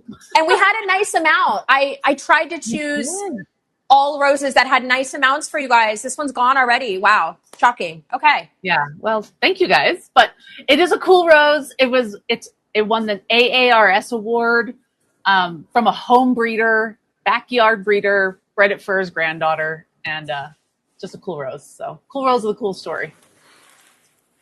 Let's see. What do we have next? Thanks, guys, for finding that out. It's a beautiful one. Ooh, this next one has a great really cool history too. All right, we have an oldie here. And when I saw these blooming at the nursery this week, I was like, this is the week. I genuinely love Grusanachen. This is such an incredible rose. I actually have Grusanachen pink in my personal collection. And I haven't asked Heidi yet, but Heidi, I want that rose propagated ASAP for a future year. Yes. Well, we need to do it. So we have a couple mother plants, but this is traditional Grusanachen. This is, I believe, an own root plant. It looks own root. Look at how gorgeous this is. And let me tell you something. Fermine and I were cataloging these roses at the nursery yesterday, and Cindy, one of the owners, she pulled up in her golf cart and she said, "Is that Grusanaken?" And I said, "Yeah, that's Grusanaken. You grew it." And she's like, "Those Grusanaken are bigger than the ones in my display garden." I said, "I don't know what to tell you, but it's gorgeous." This is a huge Grusanaken plant. So gorgeous. I adore this plant. It's an oldie, a goodie. I love that the buds start out red and they turn creamy white with the blush. It's zones 4 through 9, and this is an own root plant. Yeah, this was the very, very first Floribunda rose ever. It literally set the stage for the breeding of other Floribunda roses. So it's 117 years old, and it's still around. That's how great Floribundas are, because they just bloom. They're free flowering, it's called. So that's why they're called Floribunda. So oldest Floribunda in the world, you have to have a piece of this history in your gardens. And we can't wait to bring the pink one, which is a mutation of it, later on, probably in a year or so. But Grusanaken is incredible. Actually, Gracie introduced me and helped me learn to love this rose. I knew of it, but I didn't have much experience with it. But it has such an incredible history. And it's, if a rose is around commercially after 117 years, you know it's a good rose, because only good genetics rise to the top. So. And it's sold out. We had so many too of this one. Oh, so many. Incredible rose. Such a beautiful rose. And when the owner of the nursery drives by and says, "Whoa, those are gorgeous. They're nicer than the ones in her garden," I was like, wow, okay. But yeah, we're going to, we'll get Heidi and our propagators on getting you guys pink Grusanaken in a future year, because I have mother plants and I know you guys will love that one. Okay, this is a rose next that Heidi is passionate about. It is a Mayon, so I'm going to let her talk about it. It's apricot candy. Let me bring her down really fast to show you the bush. I believe she is own root, bred in France by the Mayon family. And Heidi loves this rose. And also, FYI, this rose makes an incredible rose tree, an incredible 36-inch rose tree. One of the most beautiful rose trees, in my opinion. So go ahead, Heidi, on apricot candy. It is perfectly named because of the color and its fragrance. The really sad part about this is it's being cut from Star Roses and Plants production. So it's going to go off of the market soon. So if you've ever have been looking at apricot candy, you should be getting it now. Like Gracie said, this was bred in France. It's a Mayon rose. It's been around for over, I think, 20 years, maybe almost 20 years. But the parentage of this is Just Joey. So if you guys know the coloration of Just Joey, it's like more winter hardy. It's on its own root and it's fragrant and there's more flowers. So it's kind of like a more heavy flowering Just Joey. It has that kind of coloration to it. So it also has some glowing peace and Midas touch in it. So really cool genetic tree there, and the fragrance is what I love about, and of course the color. I love apricot. So grab one. Big sprays. Yeah. So that's apricot candy. I'm really sad. We'll have to see if people still want it around. We could see if maybe we could try and keep propagating it and keep it in the market, because I hate to lose such good genetics, and we love those colors and the fragrance too. So. Yeah, look at those. And if you have room for a tree rose, she's a great one to invest in if you have room. And it's zones 5 through 10, and we only have 9 left. And like Heidi said, this rose is being discontinued. Maybe we'll get permission to continue its legacy on, because I know Heidi loves it so much. But if you have room for a tree rose and you want an apricot tree rose, peach tree rose, she makes the most gorgeous tree rose. Yeah, she does. She's beautiful. Awesome. Another rose Heidi is super passionate about. Heidi, you're not going to believe how big this plant is. I believe it before. I'm just barely seeing it. We're like a little thumbnail. I can see it this big, but oh my gosh, I love this rose. Look how many flowers are on it. And look how compact it is. Yep. So this was introduced while I was at Star, and this was bred by a wonderful man named Dr. James Sproul. He lives in California near Bakersfield. He's a wonderful human being, and he has a lot of amazing roses in the market. We loved this rose at Star because the buds are they look like marbles. They look like a peony bud because they're perfectly round and they open like a peony. This is like, I always like to say this is like a peony that blooms all summer long. That's why it's called Powerpuff Pink. And it blooms in these beautiful sprays. Every stem is its own bouquet. When we were still kind of looking at this, I planted some at a commercial church property that I know of, and it's always in bloom every time I go there. So it's definitely a rose for a more drier climate. So because it was bred in Bakersfield, so it can get a little black spot in the east, but it's worth a little maintenance because her bud form, her flower power, and she's compact, which is so nice. So that's Powerpuff Pink. She reminds me of a more compact version of like Leonardo da Vinci a little bit. Yeah. She's kind of cuppy, so, but. She's sold out. She's gone. Oh, and I know wow. Heidi's really passionate about that breeder. And hopefully we'll have lots more from that breeder to come. And this is another one that unfortunately, if I'm correct, Heidi told me is being discontinued. This is Mother of Pearl. Mm-hmm. It's going off the market, which I don't understand because it's such a great one. It's like a tried and true from Mayon, but it is being discontinued. And we have our gorgeous, let me pick her up, our gorgeous, like 4-year-old Mother of Pearl. We just have a limited amount. This is a beautiful grandiflora. She doesn't get like majorly tall in my garden. I'm in zone 10. She's just really full, super full, big sprays of flowers. She has a beautiful reverse. So her top is lighter and her reverse is a little bit darker, more apricot. Her top can be peachy blushy, which I think is so pretty. But Heidi's super passionate about this rose. So I'll let her talk about Mother of Pearl. Yeah. You know, when I was working at Star, I was researching why it was called this because it was introduced before I came in. And if you know what a mother of pearl is, it's the inside of a shell of the type that create pearls. And so it's iridescent and it's kind of color changing. And so it's the perfect explanation of what this rose does. Of all of the roses, I love this one for planting en masse. I've seen it planted en masse, and it's incredible en masse because it's just so floriferous. It's nice and compact, even in California, which roses get huge in California. So it's also en route in zone 5, so it's really winter hardy. So if you're looking for something with just lots of color, stays compact, super winter hardy, this is really good. It doesn't have a lot of fragrance, but it has other features to it that make it really beautiful. So once again, it's sadly being dropped from the Star program. So it's going to be going off the market here in the next couple of years. It's sold out already, Heidi. Oi, you guys are fast. You're making my job easy. All right.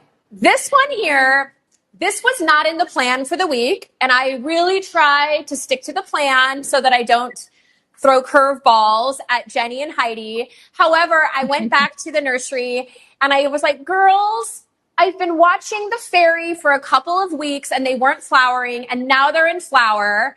And being that it's like almost 100 degrees, roses go in and out of flower really fast when it's hot.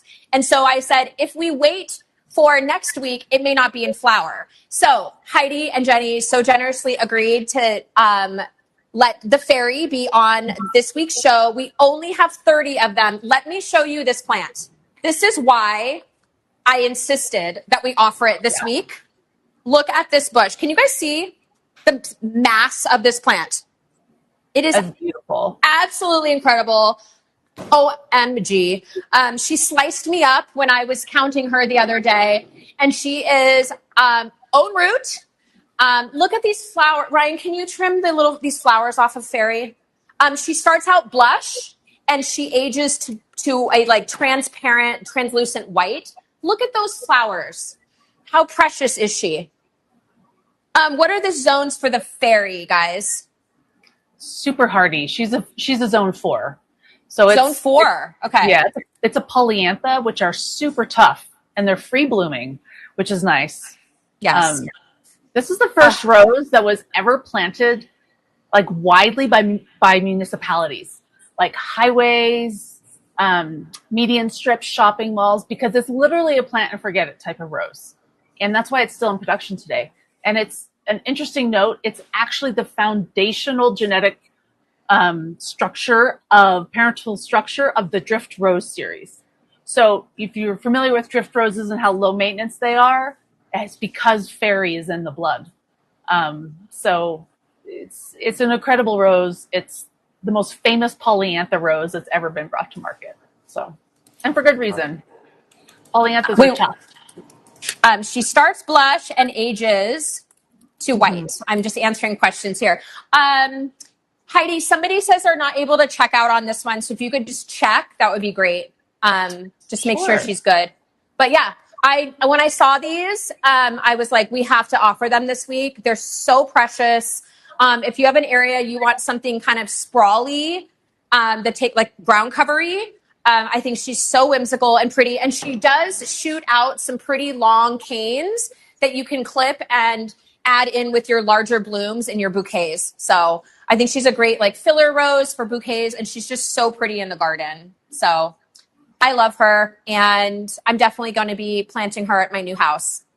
Absolutely beautiful. Yeah, I will work on that. Make sure we'll work on that. But yeah, so the fairy, like, just think of that, how it's the structural foundation of drift roses. You know, it's there's a reason why drift roses are so tough. It's because it has that polyantha in it. So yeah. Okay. Heidi's going to work on the fairy and make sure that it's working well for you guys. In the meantime, I'm going to introduce Heidi's little pet project here, and then she'll come in and talk about it.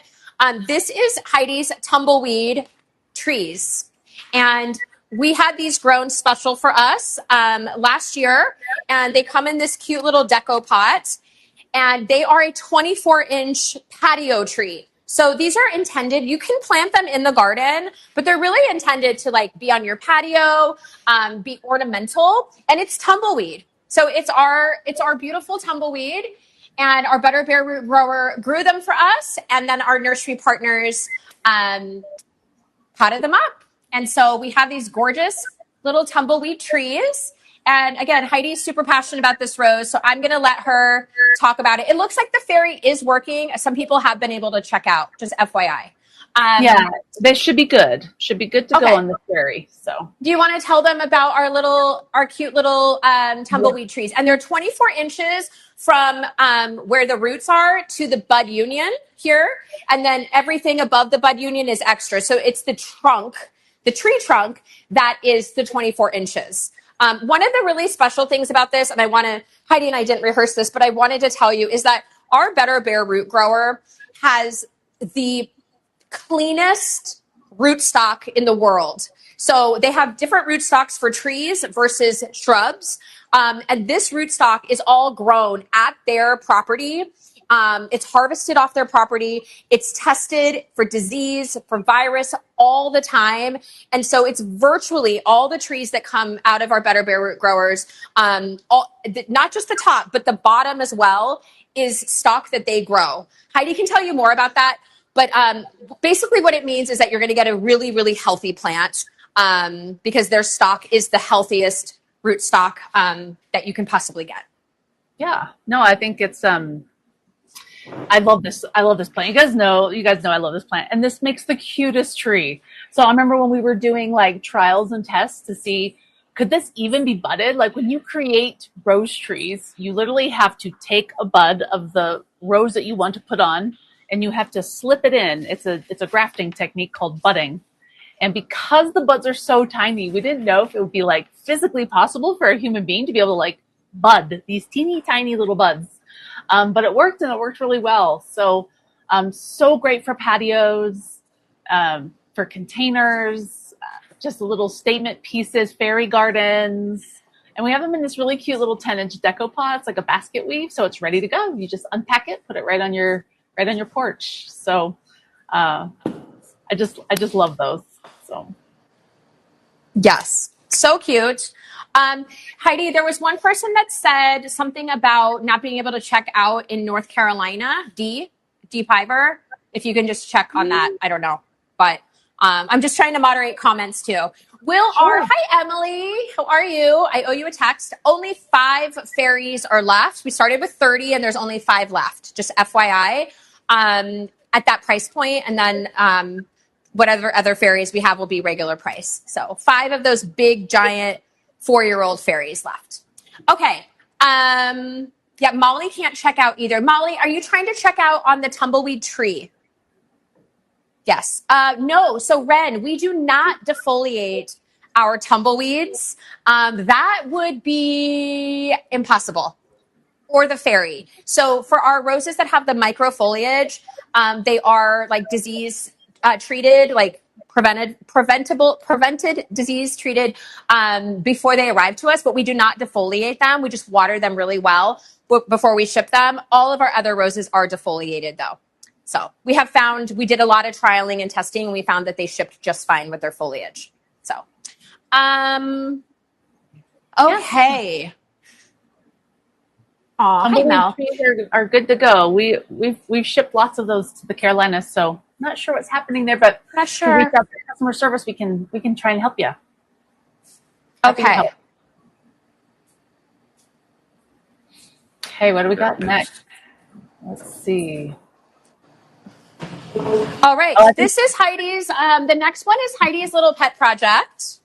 And I wanted to let you know that we don't have the plant here with us today, but they will arrive to you as a 1-gallon eucalyptus. And this smells amazing. So these were cut by Jenny's little boy, Ethan, from Jenny's garden this morning and brought over. And so you are going to get a beautiful eucalyptus plant. I know Heidi and Jenny have a great deal on these for you. And Jenny likes to use these in her arrangements. She also just loves to have them like dry in her home, like in big vases. So Heidi, you want to tell them about this? And these are grown by our rose grower here in California. they are. Yeah, they're grown in California. Now, eucalyptus is a zoned 8 to 11, so keep that in mind as you're adding to your cart.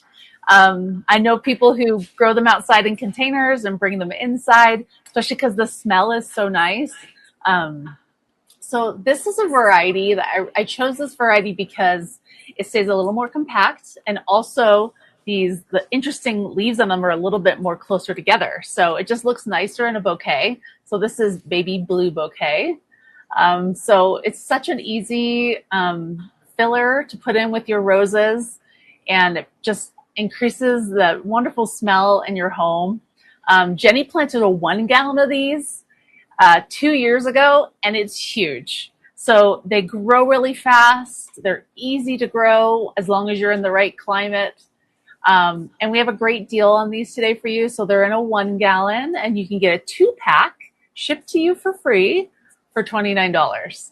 So Wow. if you ever wanted to try 1 or 2, this is a really good chance for you to try it. So I think you'll love it. You'll love the smell. You'll love putting like a bunch of it in your shower, and the steam just releases that fragrance, and it's also really great for bouquets. That's what Jenny does too. She hangs them in her shower, she said.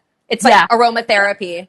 Oh, Yeah. and so just to clarify, you get 2 1-gallon eucalyptus plants for $29 with free shipping. So they'll be in our 2-pack shipping box. So that's an incredible deal. I had no idea that we were doing that. So, and these are all grown by our grower.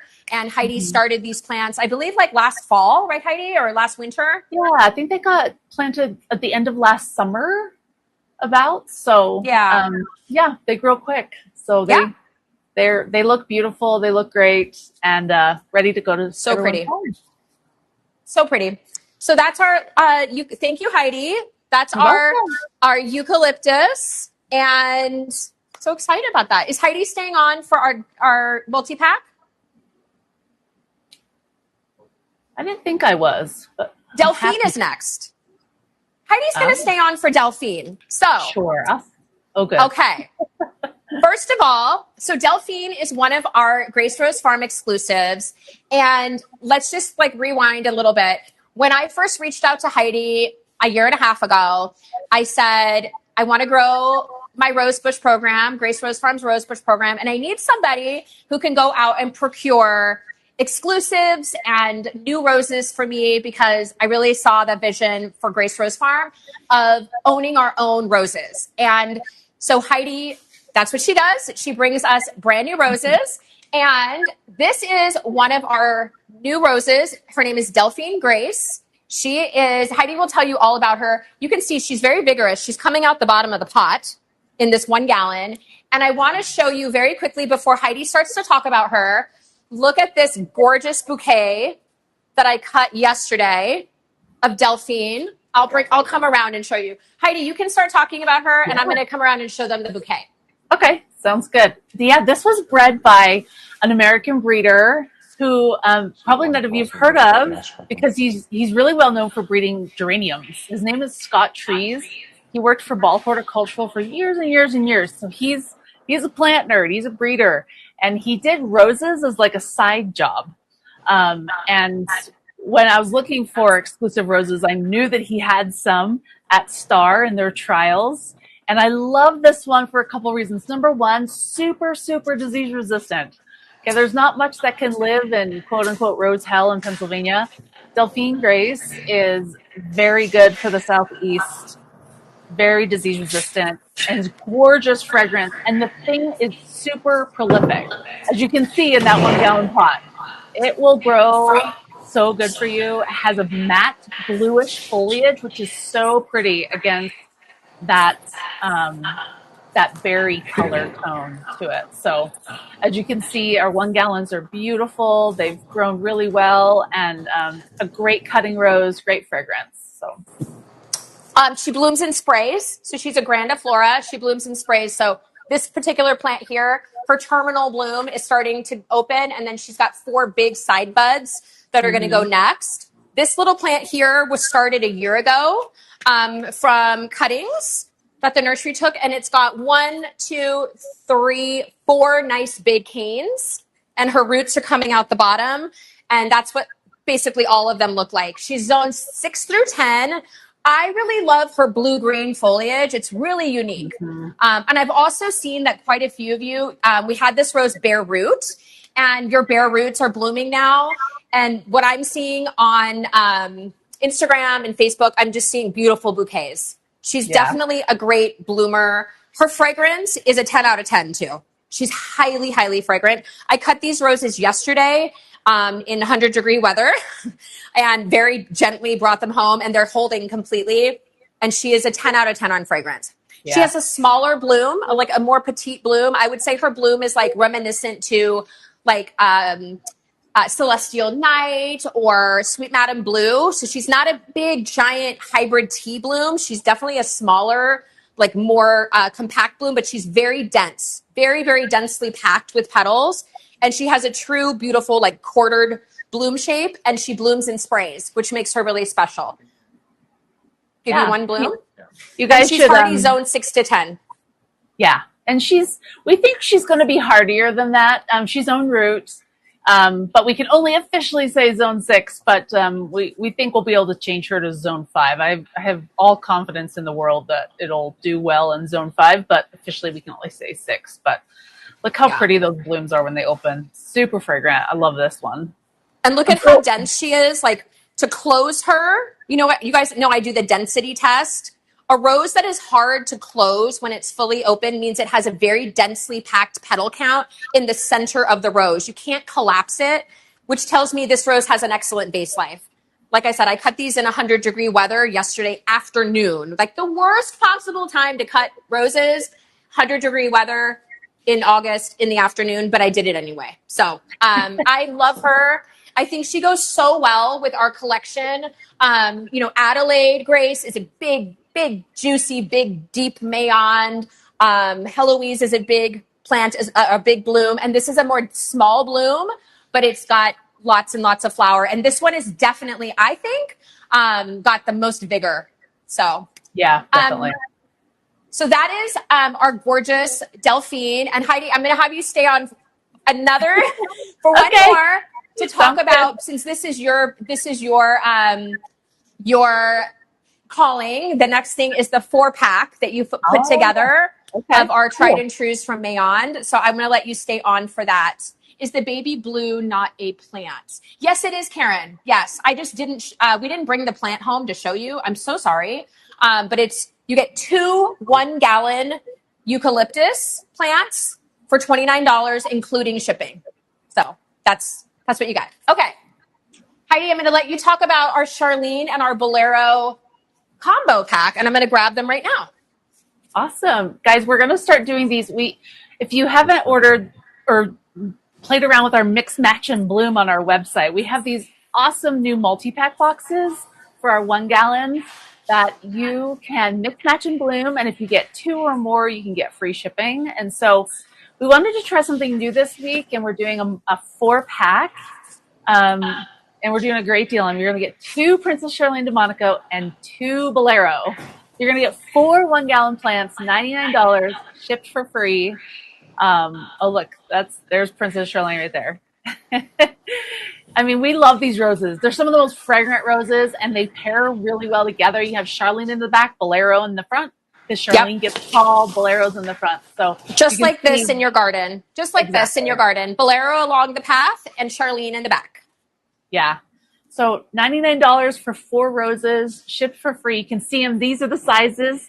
They look amazing at the nursery, healthy. They're big, lots of canes. You know, keep in mind Bolero, because it's a floribunda, stays more compact. So it's going to come defoliated and be very short, and that's normal, and that's okay, because you want it to be short and lots of canes. Look at all those canes on there, right? It's very floriferous. It's bushy. It's more of a shrub type rose. Whereas, as you can see, Princess Charlene de Monaco is super tall, super upright. So it's not that one is smaller or younger than another. They're both the same exact age. It's just their genetics. So, and that's good. You want those layered tiers in your garden. So we wanted to try a 4-pack this week and see what you guys think. So I hope you guys enjoy. In fact, these were actually the first acquisitions that Heidi made when she came to work for Grace Rose Farm. We got the plugs. So these started as plugs. We bought the plugs of these roses from our propagator in Central California. They are the authorized Mayond Cortez propagator. And those plugs were sent down here to Southern California last May, so May of 2025. And so these have been growing from plug since May of 2025, outdoors completely. So they went all through the winter into the spring. So these are a good year and a half old at this point, including from time they were propagated. So you're getting a really nice mature 1 gallon. Ryan, can you just hold up this Charlene and just show them the root, not the root, but the bottom at the crown? Just show them how much plant they're getting for the. Yeah, look at all those beautiful breaks.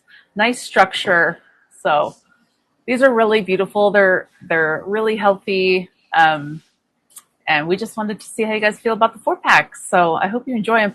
There was a question on here I want to answer really quick about the baby blue bouquet eucalyptus. So it is confusing that the word bouquet is in the title, but that's the variety name. So the variety name is baby blue bouquet, but it's a potted plant that we're shipping you. So I just wanted to clarify that for everyone. So it is a plant that you'll be receiving. It's just the variety name is baby blue bouquet. Baby blue eucalyptus. Yeah. Yep. Exactly. And these are free shipping, correct? Yeah, free shipping. Yeah, free shipping. Free shipping for 4 1-gallon plants, $99. Of course, you have taxes and everything, but it's $99 free shipping. So it's a great way to get a bunch of roses. And these are great roses. I mean, they're easy to grow, great for cuts, wonderfully fragrant. So we wanted to start off kind of our packs with ones that we love and adore. So. Yes, and these make excellent cutting roses. Both of these varieties, Ryan and I grew for florists when we were growing for florists, and they were some of our very, very best. So, not in the thousands, in the high hundreds. Okay. Thank you, Heidi. We really appreciate all of your hard work and bringing us these incredible roses. And Heidi's got some more things, great things for next week as well. So. Ooh, thank you like so much. There's a $1 rose. Have fun. Thanks, guys. All right. Thank you. See ya. Right. We have another $1 rose, and it is one you guys have been asking for. This rose was started at the exact same time as the Princess Charlene and Boleros you just saw. So Heidi got us the plugs for these roses last May of 2025. And this is polka. This is polka. We're going to do the countdown. So we will not get pinned until we do the countdown. Let me tell you about polka really quickly. Polka is a huge climber. This is a very robust, big climber. It will stretch 8 feet wide and 8 feet tall. The flowers are 6 inches, ruffles galore, not particularly highly fragrant, but still amazing. However, next, so I have only really seen polka grown on a trellis, like as a big climber. However, let me tell you one thing. So this is zones 5 through 10 and its own route, just FYI. But let me tell you one other thing. Next door to our brand new house that we are moving into, our next door neighbors have a 3-rail, white, horse fence, and they are growing polka all along the outside of this fence. And it's not like shooting up 8 feet tall. It's mannerly, like right at the height of the fence, and they've triaged it, basically or espaliate it on the fence. So if you don't have like a huge wall or a huge trellis to put polka against, you can definitely still grow polka and keep her smaller. Just espaliate her long canes out horizontally instead of letting her grow vertically. So should we do the countdown, Jenny? Okay. If you know, you know, polka is incredible. And we'll do the countdown. So 5, 4, 3, 2, 1.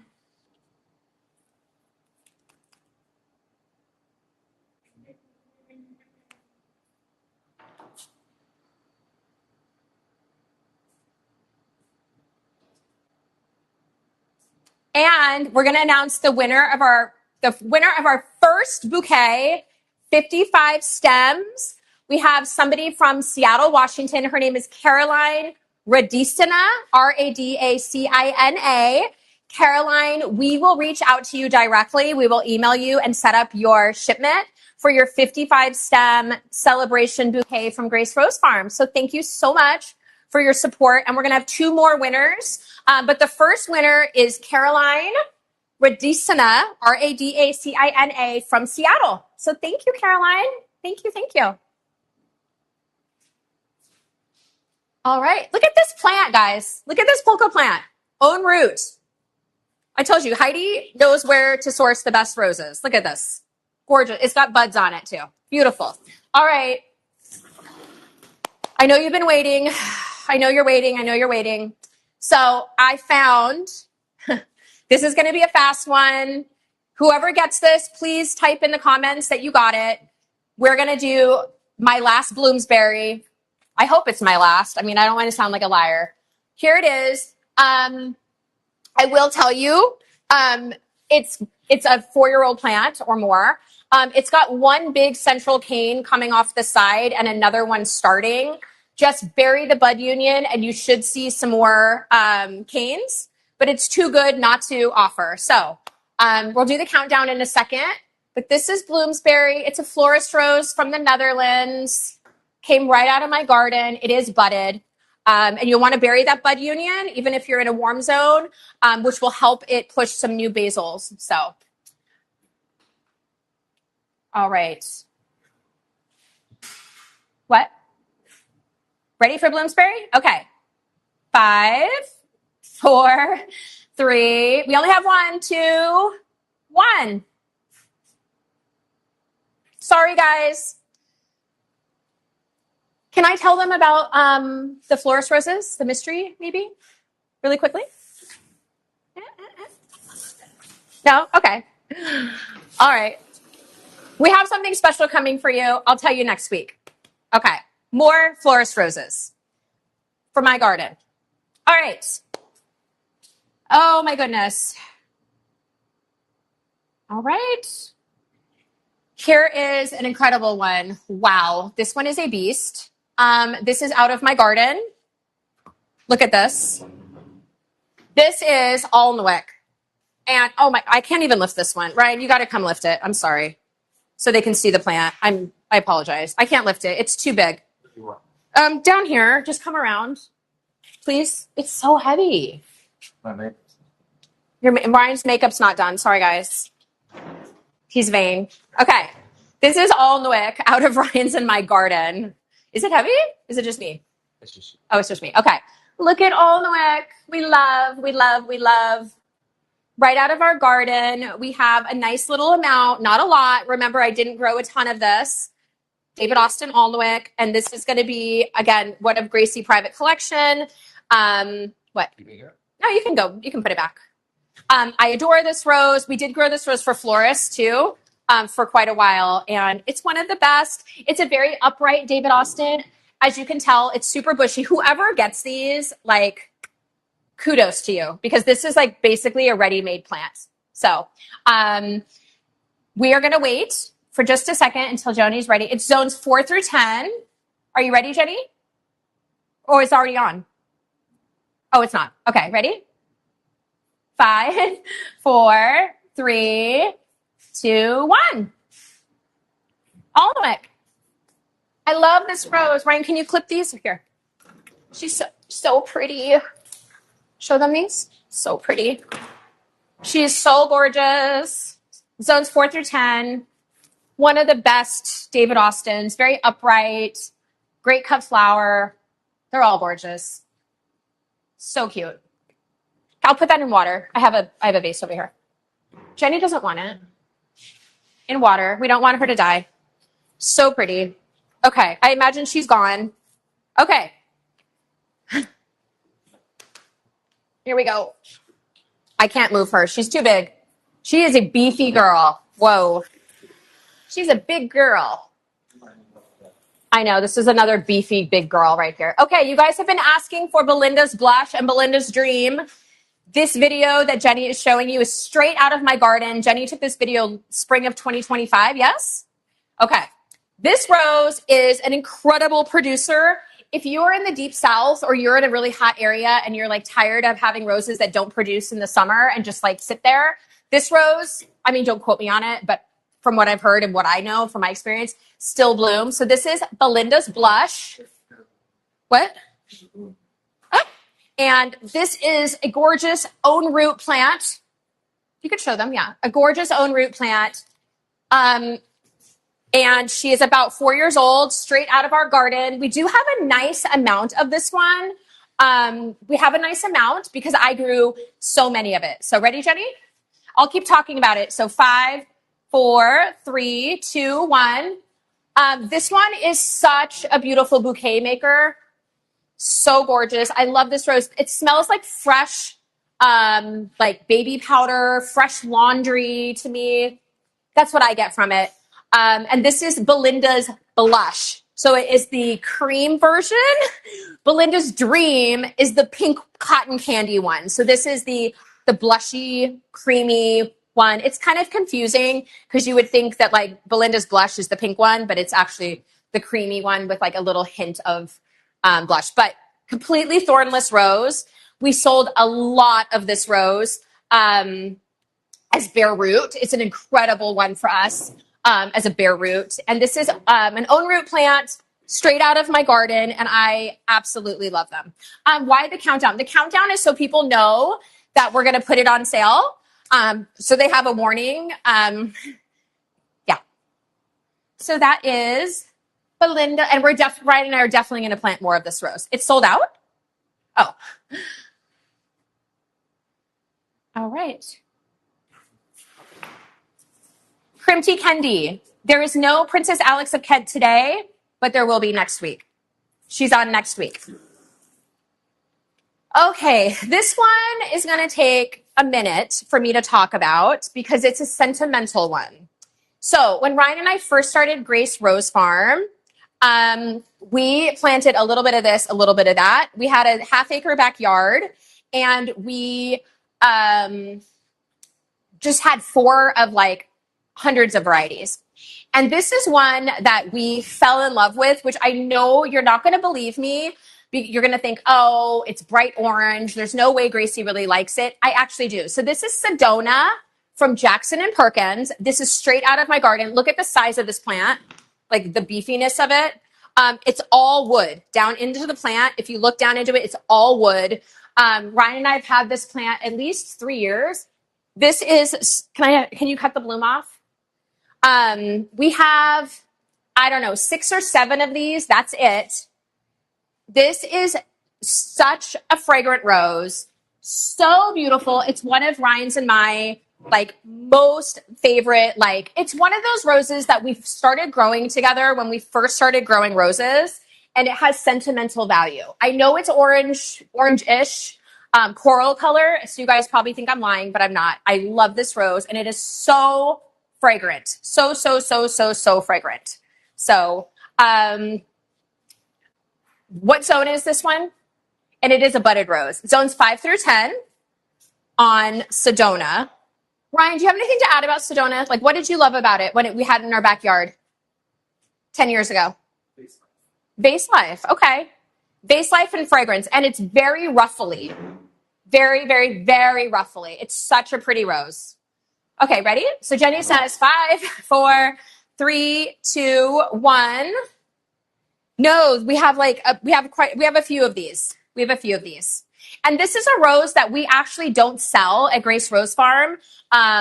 Jackson and Perkins has the online exclusive for it. So we're only selling the ones that came out of my garden.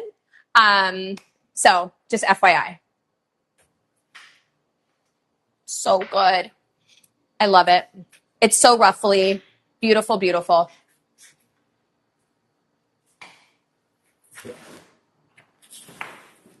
Jeremy says he loves Sedona and she does great in the heat. I agree with you, Jeremy. I agree. Hey, Ryan. I need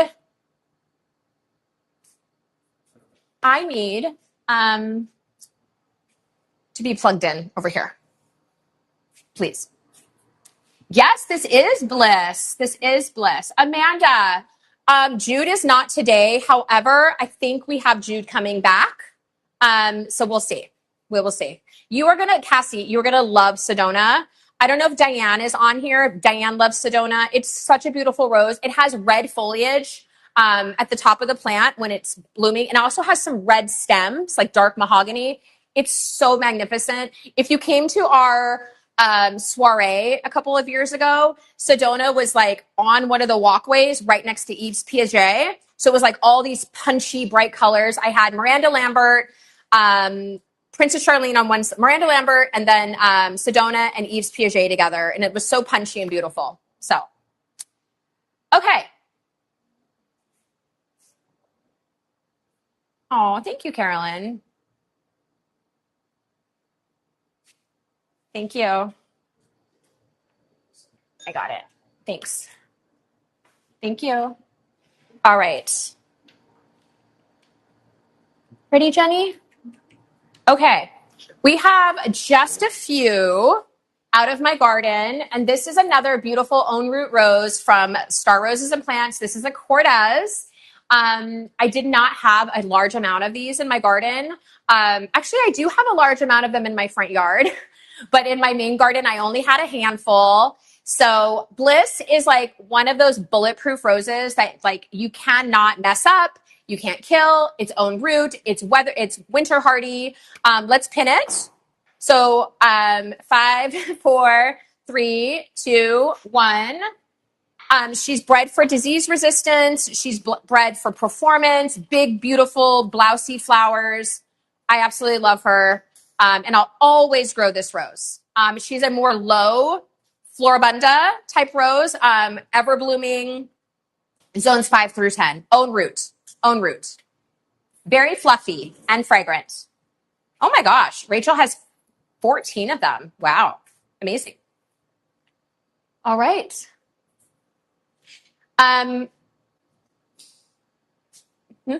Okay. Sold out. Thank you.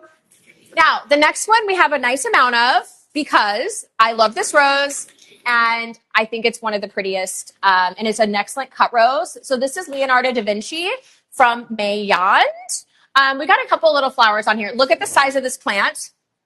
Leonardo, oh my gosh, it's heavy. Look at Leonardo da Vinci. Oh, Sedona sold out as well. So this is Leo, Mayand rose, and it came right out of my garden. That's why it's so big and so leggy. This is an own root rose, zones 5 through 10. We have a nice little amount. Excellent cutting rose, deep, long stems, smaller heads, but it blooms in sprays, kind of like Delphine. It actually reminds me of Delphine. But let's pin it. Ready? Okay, 5, 4, 3, 2, 1. And that is Leonardo da Vinci. Incredible rose, beautiful in the landscape. It is a big, blousy rose. I told you on Tuesday during my Facebook Live that we would have it on the show. And here it is, right out of our garden. Love it. Beautiful one. He is gorgeous. I agree. Yes, we'll have more packages, Gloria. Absolutely. We will have more packages. Don't worry. We will. Who is this? Out of my... Okay. Oh. Let's see if the flower is still nice. It got a little heat. Okay, that's okay. All right. My favorite peace rose. Admittedly, I didn't really collect the peace roses early on, except for this one. Ryan and I had this rose, Chicago Peace, lining. Where did we have it? Yep, steps. And our first home that we ever bought, we had Chicago Peace. We had our pool was up higher than the rest of our garden, rest of our backyard. And we had maybe 8 big stone steps that you had to climb to get up to the pool. And we had Chicago Peace lining that staircase. It was so beautiful. This rose glows. It literally glows. I think Jenny probably has a video or photos. I grow a lot of this rose. It is my favorite peace rose by far. It is highlighter pink and yellow and peach and all the colors. She smells amazing. And this one's right out of my garden. It is a budded rose. I think it's zone 6, if I'm not mistaken, down to zone 6. You will see if you get these roses, they are woody. So this is older. I've had it in my garden longer. So it has, if you look down into it, it will look woody. It's zones 4 through 9. Oh, wow. Amazing. Okay. That's actually surprising. And it's a budded rose down to zone 4, which is crazy. In a good way, crazy. But this rose, if you look down into it, you're going to see lots of beautiful wood in the plants. And that's Chicago Peace. Should we do it, Jenny? Okay, 5, 4, 3, 2, 1. And that's Chicago Peace. My favorite peace rose, hands down, forever. I will always grow this rose. It's so big and blousy. Jenny, did you get a video of this one? Okay, I just missed it. I didn't see it. I love this rose. I love all the roses, but this one is it's sentimental to me. And it's one that we had at our first home that we ever bought together, me and Ryan. So, yeah. All right.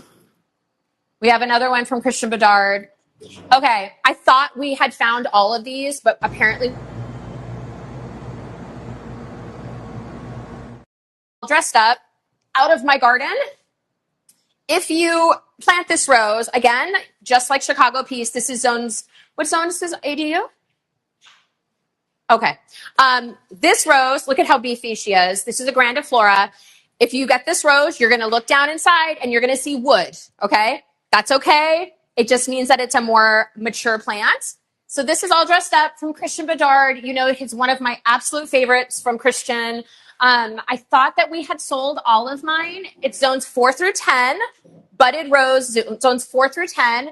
I thought we had sold them all in previous show, but when I was out doing my selections with Fermine and Ryan, we found some more. And so that's what you're looking at today. So should we do it? Okay, we just have a few.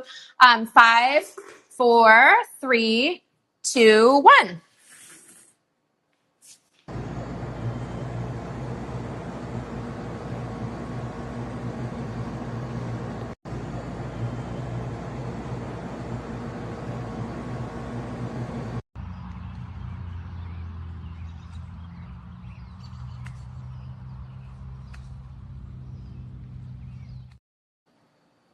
All right. Oh my gosh, this is a beast. Oh my gosh. Okay. This is Sweet Madam Blue, another one that's been in my garden for a couple of years. This plant is an absolute giant.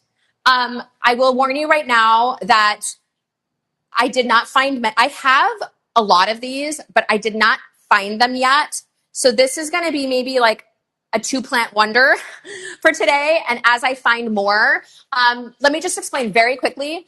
I don't put any roses on the show unless I can make a positive identification for them, meaning they are tagged and or have blooms on them. That way we don't send you the wrong rose.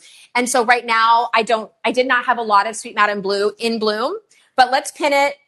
It's zones 5 through 9, budded rose, 5, 4, 3, 2, 1. And Ryan, can you just show them the wood and the girth on this plant, please? This is a newer one from Christian Bedard. Look at how gigantic this plant is. I fell in love with this rose in the past year or two. It's just been an incredible addition to our garden. And also it makes the most amazing tree rose. Gorgeous tree rose. Absolutely gorgeous tree rose. So, all right.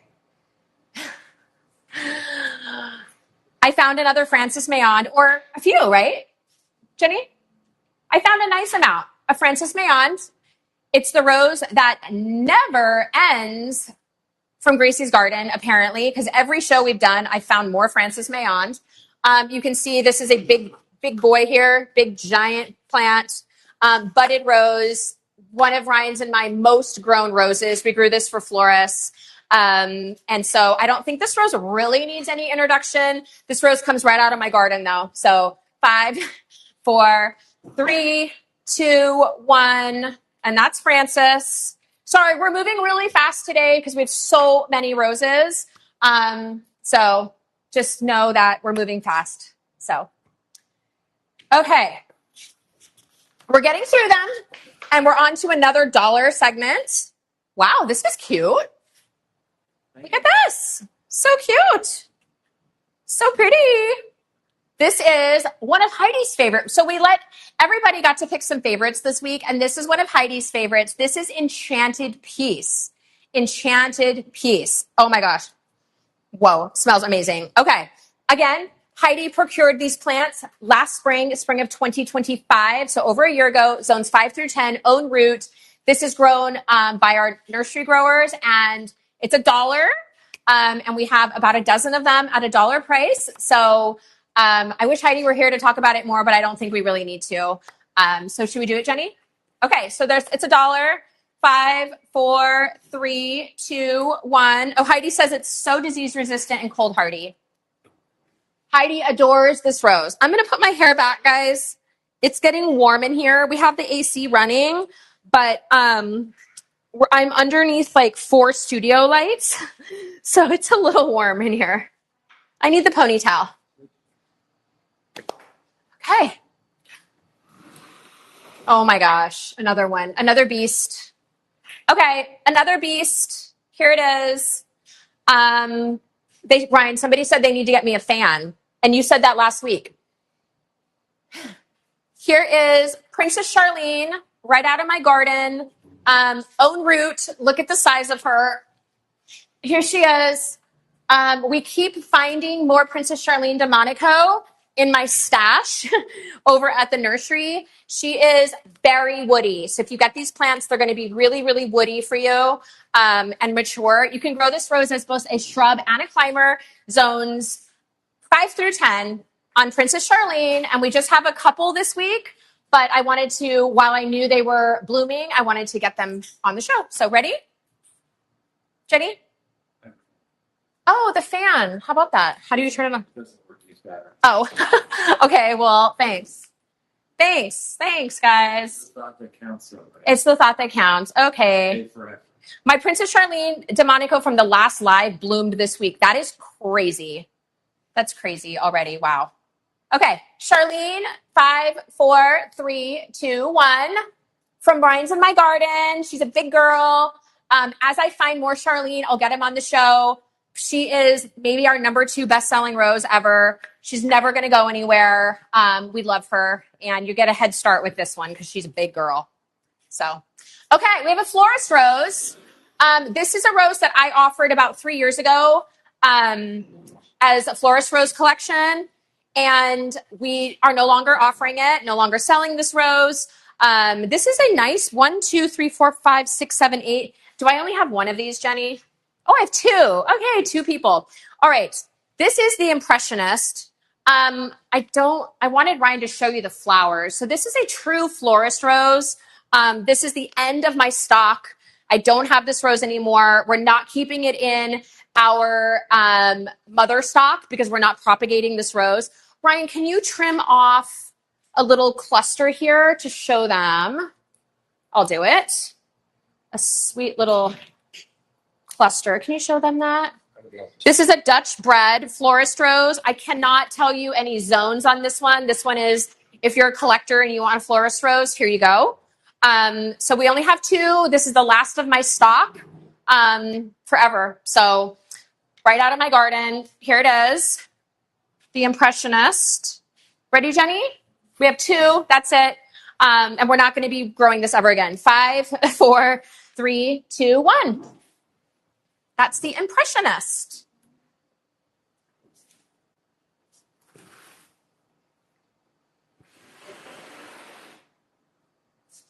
Whoa, big one. Okay.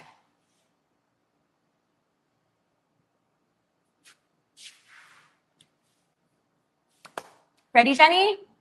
Okay. A David Austin. All right. So, Sceptered Isle. Sceptered Isle. Beautiful David Austin. Loose petal form. I had 2 gorgeous Sceptered Isle rose trees in my front yard. I gave them to Jeremy King. I hope he loves them. These are straight out of Ryan's in my garden. It's not in a David Austin pot because it came out of my garden. But this is Sceptered Isle. It is a big, beautiful David Austin rose. I don't know who knows a lot about this rose, but it's a coveted David Austin. And so here we go, Sceptered Isle. Jenny, are you ready? Okay. We just have a few, or maybe more than a few. We have 5, 6, something like that. Okay. 5, 4, 3, 2, 1. Oh, also, it's an incredible pollinator. This rose opens fully to reveal its stamen. So it's an incredible pollinator rose. The bees love it. It's very fragrant, very, very fragrant. Zones 5 through 11. And it's a beloved David Austin rose. And this one was in my garden. And now it's going to go to your garden. Sceptered Isle. Oh, Jenny H. got the Impressionist. Congrats, girl. I have lots more florist roses for you coming in future shows. Do not fret. Lots and lots and lots and lots. I'm getting all the florist roses out on the show. So, an obscene amount of florist roses. Okay, what is this? I don't see any flowers. Let me guess. Let me see. Is it? Oh, we have another one too out there. What? Okay. All right, ready. Stephen Rouleau. Okay, I'm going to make this so fast. 12 years ago, 13 years ago, I found a little grower up in Minnesota that had this rose called Stephen Rouleau. Or actually Wisconsin roses, I believe. And I asked him to bud some Stephen Rouleau for me on Multiflora, and he sent them down to me. And it got out that I was growing Stephen Rouleau. And Stephen Rouleau himself, who lived in Palm Springs at the time, came out to my farm and he saw my beautiful Stephen Rouleau plants. And he was like, I love that you're growing my namesake rose. He didn't breed it. It was just named after him. It's zones 6 through 10. And it is one of the most vigorous roses I've ever seen in my life. Hands down. It is a cross between Singin' in the Rain and stainless steel. Stainless steel, if you know, is a beast of a rose, a beast, like Coke bottle size canes. This is a special price, $35 on this show only. And it's an estate rose. These are 4-year-old estate roses of Stephen Rouleau. It blooms incredibly huge sprays of roses. I never could grow enough for florists. But we were able, from my little tiny stock that I got from Wisconsin Roses, to multiply this rose into the thousands. And we offered it as a bare root for several years. And now we're at the end of our stock. This is it. And these were budded in like 2022. So these are older roses. And they're coming right back into bloom up here. So Stephen Rouleau, it's an amazing rose. It's underrated. It's fragrant, huge sprays of flowers.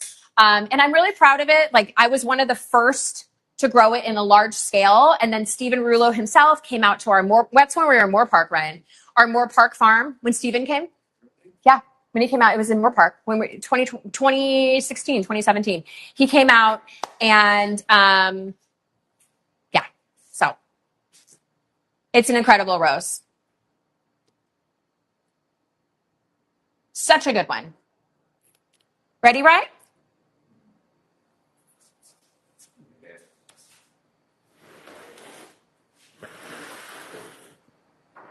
How many all dressed up left? Maybe just one or two, I'm guessing. 5 all dressed up left from my garden, and that's it. 5. Okay. This one is Heritage. So David Austin Heritage, another one right out of my garden. So if you've been thinking about this rose, this one is one that came from Ryan's in my garden. So I'll be putting my cute little sticker on it. Heritage is a beloved David Austin. I only have one, so please don't be angry. It's not one that I grew a ton of, but I have one beautiful Heritage rose. It's got buds on it, and it's a gorgeous one. So it's zones 5 through 10. And should we do it? Okay. 5, 4, 3, 2, 1. Heritage. Royal Park. Yeah. Yep. All right. Next one. Another David Austin. I only have 2 of this week. I located these after we sold the original amount. So I have 2 Queen of Sweden out of Ryan's in my garden. This particular plant here has, listen to this, 1, 2, 3, 4, 5, 6, 7, 8, 9, 10, 11 canes on it. Queen of Sweden is an incredibly upright David Austin rose. So if you're short on space, you don't want a David Austin rose that does this.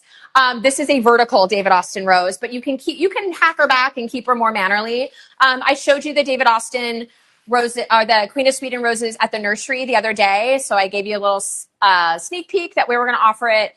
It's hardy down to zone 4. Hardy down to zone 4. So, ready, Jenny? Almost. Okay, 5, 4, 3, 2, 1. Queen of Sweden, I only have 2 from my garden. I adore this rose. I will always grow this rose. I will be replanting it for sure, no doubt about it. We have a florist rose next, and I only have 1. But like I told you, I'm liquidating all of my florist roses. We are moving in a different direction to have Grace Rose Farm exclusives. And roses that perform like florist roses, but are more trialed outdoors. That's what Heidi's working on. So I have been in the process of liquidating all of my florist roses. And I have a beast for you right now. Look at this one. This is Royal Park, another Royal Park. I've had a few on the air. This is a gorgeous plant, absolutely gorgeous plant. This is about a 4-year-old plant. It is completely thornless. Look at the bloom on this. I know my friends Cole and Raul in Dallas, they love this rose in the garden. Even though it's like not a garden rose, it's a greenhouse rose. But it's one of the florist roses that does really well outside. Obviously, you can tell because this plant was outdoors until it came inside. So we have 1 today. 5, 4, 3, 2, 1. And it's got side buds. Oh, it's so good. So good. Beautiful plant. And it's budded, by the way. And we can't guarantee any zones on florist roses. They are just collector pieces. And so if you're a collector, you want florist roses, that's what we're doing. Like I said, I'm just liquidating all of my florist roses so that I can make room for Grace Rose Farm exclusives, of which we have a lot of exclusives coming in 2027. Knock on wood. So super excited about that. All right, we have Coco Loco. Distant Drums Companion, the rose that we grew in the thousands for floral designers. Here it is. I have just a few today. We had a lot last week. Tons of Coco Loco last week. This is a heavy plant, Ryan. I barely lifted it. It's very woody. I don't think I need to introduce Coco Loco very much, so we just do it. Okay, 5, 4, 3, 2, 1. Coco Loco is one of our most beloved roses. We'll always grow it. And I think I just have a handful today. Not large quantities. I am sorry, but I had large quantities last week for you. So, alrighty. Hi, Mel. You're such a good cheerleader. I feel like I owe you a free plant. Okay. Trust me, Mel does not work for us. She's just so nice. We love her. Okay. I wish Heidi was on to talk about this one because Heidi loves this rose. This is another like Heidi enthusiast rose. This is heirloom. And we actually grow this rose also own root. And I believe actually this is an own root rose. This is not budded. I am pretty sure this looks like an own root rose because I do not see a graft union down there. This is heirloom, one of the older, beautiful lavender roses. These came out of Ryan's in my garden. Again, let me show you the plant. Oh my gosh, it's so heavy. It's got beautiful new basil breaks. And I think we actually have a nice little amount, a nice amount of heirloom today. So I will just let Jenny start with heirloom. Ready? And Heidi, if you're on and you want to give any drips about heirloom, I appreciate it. And ready? Okay, 5, 4, 3, 2, 1. I can't see your screen, Jenny. Yeah. It's such a good producer. Such a good producer. Yeah, it's wonderful. Lisa got her 4 rose bushes that she bought on the last live. Thank you, Lisa. Thank you. That's heirloom. Such a good one. It's so saturated in color. Zone 7 through 10 on heirloom. We're moving very fast today. Okay. Another one of Ryan's and my absolute favorites from David Austin. It is Carding Mill. Oh, that's Girlie's video, I think. Or Nick's. Looks like Girlies, maybe. This is Carding Mill. Ryan and I grew a ton of Carding Mill for florists. Believe it or not, this rose shipped amazing across the country if you cut it as a tight bud. It's one of those roses that like is always in bud and bloom. It's one of David Austin's absolute best. We have just maybe like 5 or 6 left from my garden at this point. So should we do it, Jenny? Okay. It's zone 5 through 11. 5, 4, 3, 2, 1. I love carding. Ryan, can you tell me something about Carding Mill while I take a drink? What do you love about it? What? Early bloomer. Yeah, it does bloom. It blooms early, like distant drums. So in the spring, it's one of the first roses to bloom. It's a very like get up and go kind of rose. It wants to bloom early in the spring. I do remember that. Also, remember when we made rose water? Yeah. And it was really earthy smelling. Yeah. It literally smelled like Carding Mill. Remember that? Yeah. I love this rose. Sorry, Jenny. I can't see it. All right. Okay. Oh, I love this rose. Okay. These are woody. So again, be forewarned. If you get this rose today, you're going to see wood. Wood, if you're not a like seasoned rose grower, wood on a rose, you want your roses to become woody. See all of this dark wood down here? This means that it's a more established bush, okay? This is Desdemona. It's one of David Austin's newer roses. It is a very loosely petaled rose, very loose. Surprisingly, though, it has incredible base life for a loosely petaled rose. Ryan and I shipped this rose all over the country to florists. All the time.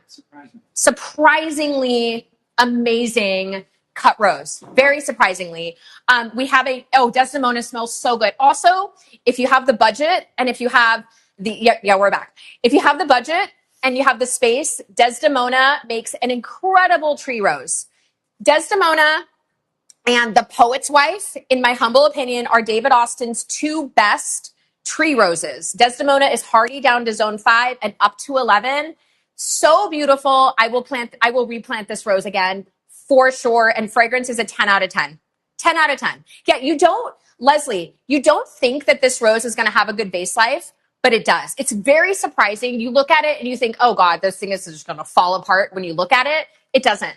It doesn't. And it's so fragrant. Okay, should we do it, Jenny? Okay, 5, 4, 3, 2, 1. In fact, this is unscripted and I might get in trouble for this, but I have not done like a little founder gift on this show. Jenny is giving me the evil eye. Jenny's giving me the evil eye. I am going to go through the comments later and I'm going to buy somebody a Desdemona tree rose from Gracie. So those of you that have added Desdemona to your cart to purchase, I'm going to go through later and choose one of you and I'm going to buy you a Desdemona tree rose. So this is totally unscripted. I'm going to get in trouble later. Right, Jenny? No, she says no. I can be a generous queen. All right, so I will pick someone to send a Desdemona tree rose to from Gracie. I will buy it myself. Okay, that's how much I love it. Is this another $1 rose? Okay, wow. $1 rose. Look at this rose. OMG. Okay, can you tell this is a climber? Can we tell it's a climber? This is Cortez Ash Wednesday rose. Little known story about this. I asked Otto & Sons to prop this rose for us like 5 or 6 years ago. And they built up mother stock. And every year I sell more than they like have in stock. So now they're like really producing this rose a lot for us. This rose does not repeat that well in the summer. It will give you a repeat in the fall. But what is so special about this rose is its blooms in the spring. Like this is kind of, I hate to say it, a little bit of a one-hit wonder rose. Once it's established in your garden, the spring blooms literally cannot be beat. They are so gorgeous. They are that beautiful pale silver lavender quartered shape, Cortez, super healthy. It just does not repeat amazingly, but it's a collector's rose. This is own root. Look at this thing. Whoa, huge, huge own root rose. We have about a dozen for $1. So should we do it? Okay. And this is, look at that photo. This photo actually that you're looking at is from Neutron in Dallas, Texas. I love New. New, if you're watching, hi, I love you. Okay, ready? Okay, $1 rose, 5, 4, 3, 2, 1. We're gonna do Ash Wednesday. Isn't it called like Aschmederwitz or something like that? I think it's called, has a longer name, German name. But just know that this rose is a little bit of a one-hit wonder. You're going to get a lot of spring bloom, but after the spring, it's going to like kind of sit in your garden for the summer and it'll give you some roses in the fall. Think of it as like some of the old garden roses that bloom amazingly in the spring, but they don't really like want to repeat for you. Think of it like that. It's a collector's rose. And I'm really proud that Otto & Sons has been able to grow so many for us. So it props amazing. Props means it propagates amazing. They have really high success with it. It's an incredible rose. It just doesn't want to like repeat a lot. But it's worth it. It's one of those it's worth it roses. Okay. Okay, we have another 55 stem bouquet winner. And it is Mandy Andrews. I don't know where she's from, but it's Mandy Andrews. And Mandy made a purchase today, so she was automatically entered. Mandy, we will email you. You don't need to do anything. We will email you to set up your free bouquet. She's from Columbia Station, Ohio. She's from Ohio. So congrats, Mandy. Our customer service team will reach out to you and we will get you set up for your 55 stem free bouquet. So thank you, Mandy. Okay, this rose is another one Ryan and I grew a lot of. A lot of. And it is Litchfield Angel. Whoa, it's heavy. David Austin describes this rose. I've seen in interviews that this is like not a main attraction rose. It's a supporting actress or actor. But I agree with that, but I also disagree. I think this rose is so majestically gorgeous that it can be a main attraction.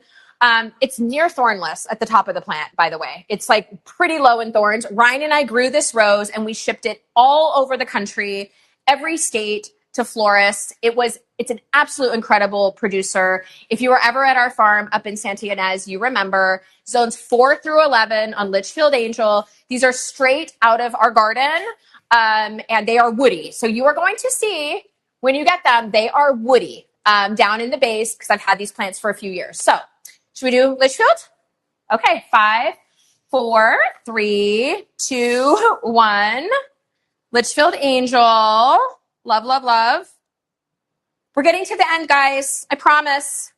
We're almost there. Saving the best, saving some of the best for last for you. All right. Aw, I love this rose. Okay, this is a newer rose to me. New to me. I've only grown this rose for like 2 to 3 years. This is named after the late David Austin, who just passed away several weeks ago, named after his son. And it's such a beautiful one. His name is James Austin. And this came out of my garden. So pretty. I feel like this rose has some relation to Munstead Wood. It's a lighter, like it's a more punchy pink, but it has a lot of the same like plant form Munstead Wood. It's hardy zones 5 through 11. Unfortunately, I only have 2 from my garden, but it is a gorgeous plant. And this one is James Austin. And if you heard from my live last week, I met James, or 2 weeks ago, I met James and Olivia in the Netherlands about a year ago. They're both absolutely the sweetest people. They are going to be taking over the David Austin Company in Europe and running the business, and the nicest people. And I'm so glad that that David was able to name 2 roses after 2 of his children. So should we do this one? Okay, James. So 5, 4, 3, 2, 1. And I only have 2. I'm sorry. But I think this is actually going to become a really special rose. Olivia is already so special to so many people. But as James and Olivia both get more into the business and carry on their grandfather and their father's legacy, I think these roses will gain lots of popularity. So, okay. Another one of my absolute favorites from Christian Bedard. And P.S. and by the way, look at the wood. Woody, woody, woody. So woody. So woody. This is Fun in the Sun. That photo that Jenny just had up. Jenny, can you put it back, please? That photo, Jenny took that photo in my foyer from Fun in the Sun blooms from my plant. Look at how every flower is different. I adore this rose. This is one of my ultimate favorite rose pictures that Jenny ever took of my roses. She has taken thousands of photos of my roses at this point. This is one of my absolute favorite photos. This is Fun in the Sun. I will forever be growing this rose. Also, by the way, our new house has a couple of rose trees, and next to the pool house, they have a Fun in the Sun tree. Do you know which one I'm talking about? To the left of the French doors. So Fun in the Sun, we have a nice amount. It's 4 through 10. This is an older plant, about 4 years old, very woody, very, very woody. So you're going to see wood. Should we do it, Jenny? Eli's saying you have a dream job as the rose photographer. 5, 4. Oh, they want to see blooms. Before we do it, hold on. Okay, Ryan here. Show this beautiful flower. Oh, so gorgeous. Look at that flower. So pretty. Absolutely gorgeous. It is one of those chameleon roses. So in like cooler temperatures, it's going to be a little bit warmer. It changes color between blush, apricot, soft butter yellow. It's absolutely gorgeous. In the spring, it's pretty like creamy, blushy yellow, and it gets warmer in the heat. Okay, 5, 4, 3, 2, 1. And yes, Kenzie, it has an incredible vase life. Yes, really good vase life. It's such a good rose. Christian, like this is another one of Christian's like best creations, in my opinion.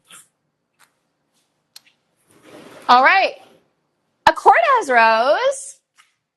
This is a rose that I like to think like can rival a florist rose, basically. This is Sunbelt Crazy Love.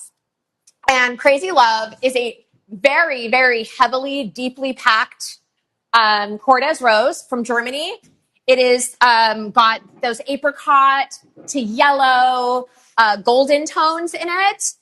You can see it's an older plant, like lots of beautiful wood on it. They are very heavily packed. So like I said, it will rival a florist rose in the vase. If you put a florist rose like one of these, and then you put Crazy Love in the vase, they're gonna be pretty equal in my experience.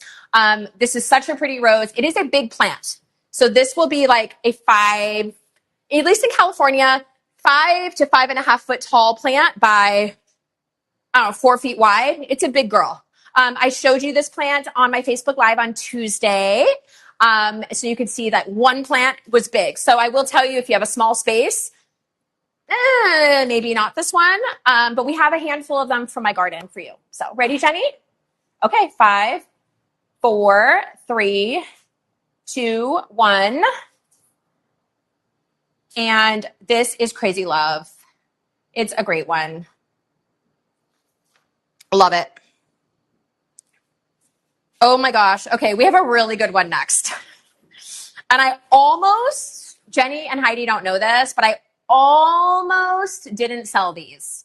I almost pulled these like off of the list on Monday. Like, I don't know if I want to sell these, but we have 1 gallons of these growing, and I think we still have some left. So I'm going to take some 1 gallons. Since I'm in California, they're going to grow really fast. This is Eglantine from David Austin. Eglantine. I say Eglantine. Do you say Eglantine? I don't know. She is gorgeous. This is right out of my garden again. These are my Eglantine roses. She is like a literal powder puff. This rose looks like one of these, like a powder puff. She smells beautiful. She's an older Austin. She's not one that is produced in high numbers anymore. She's zones 5 through 11. I don't know if she's retired from David Austin completely, but I do know that she's not really one that's like produced in high numbers. So it's Eglantine 5 through 11. I love this rose. Here, they want to see the bloom, Ryan. Jenny, can you show them the flower again, please? That's a little baby bloom that's just starting to open. I love this rose. It's so good. I literally almost did not put this rose on the show. Remember, these are summer blooms, and it's been 100 degrees. So just remember that. 100 degrees summer blooms. Our flowers will be prettier in the fall when we're not dealing with triple digits. So it's so pretty. And it's an older Austin that's become a little bit like harder to get. I don't think it's grown in huge numbers. It's just one of those. So we have a nice amount for my garden. Like I said, I almost kept these, but Heidi has 1 gallons, or we have 1 gallons. So I'm just going to plant some 1 gallons at my new house. So ready, Jenny? Okay, 5, 4, 3, 2, 1. I wish I looked that good in 100-degree heat. Yeah, me too.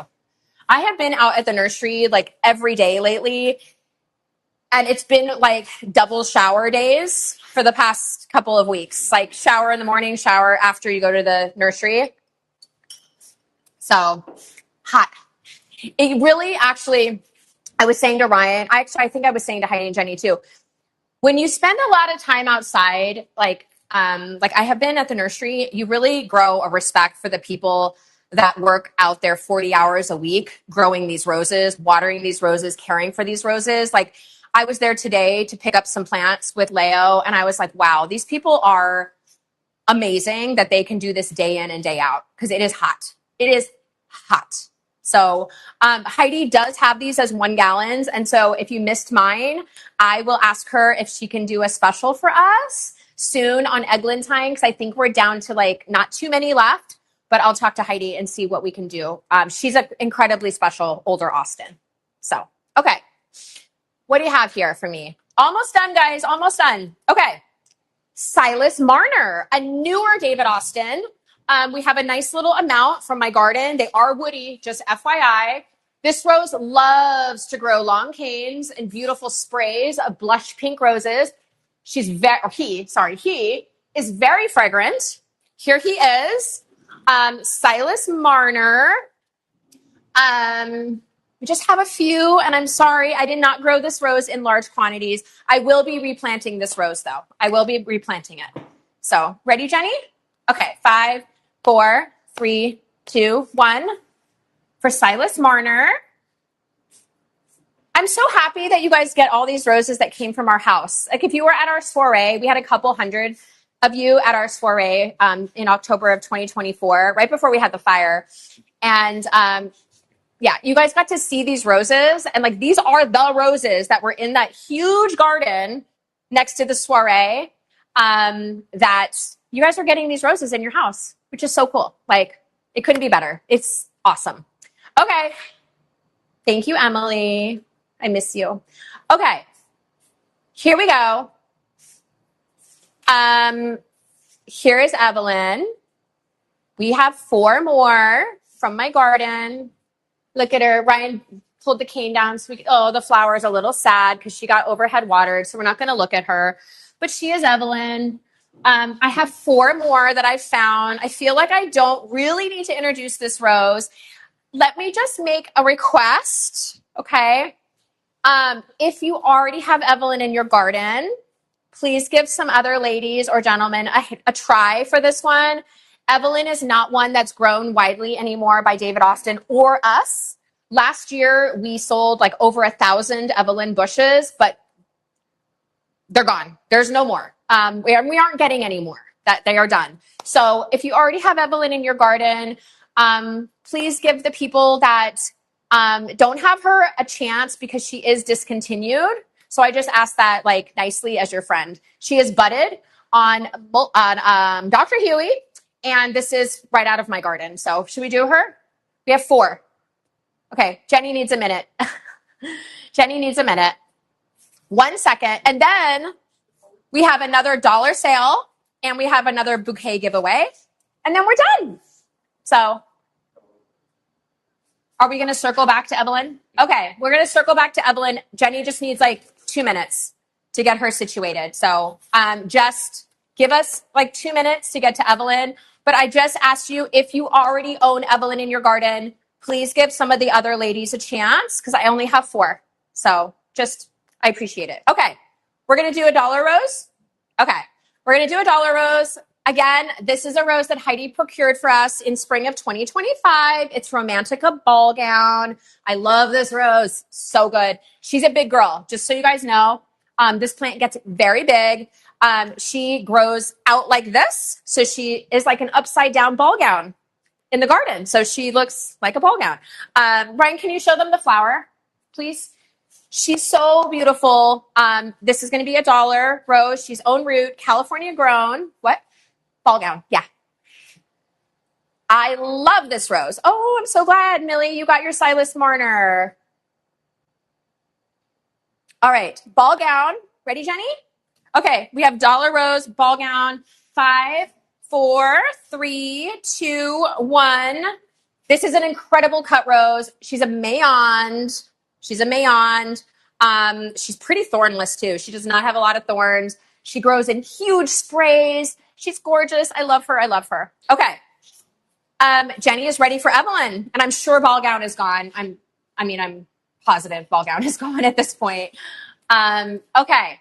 As a friendly reminder, if you already own Evelyn, please give the other ladies or gentlemen a chance for Evelyn, because I might find one or 2 more like in my big stash of roses at the nursery.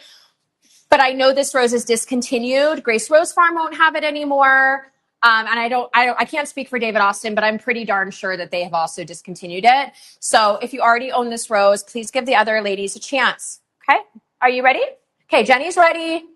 5, 4, 3, 2, 1 on Evelyn.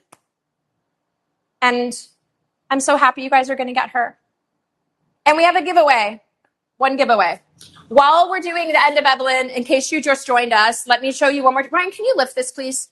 So I don't snag my dress. This dress is like a brocade, and I'm afraid the thorns are going to snag it. This plant right here.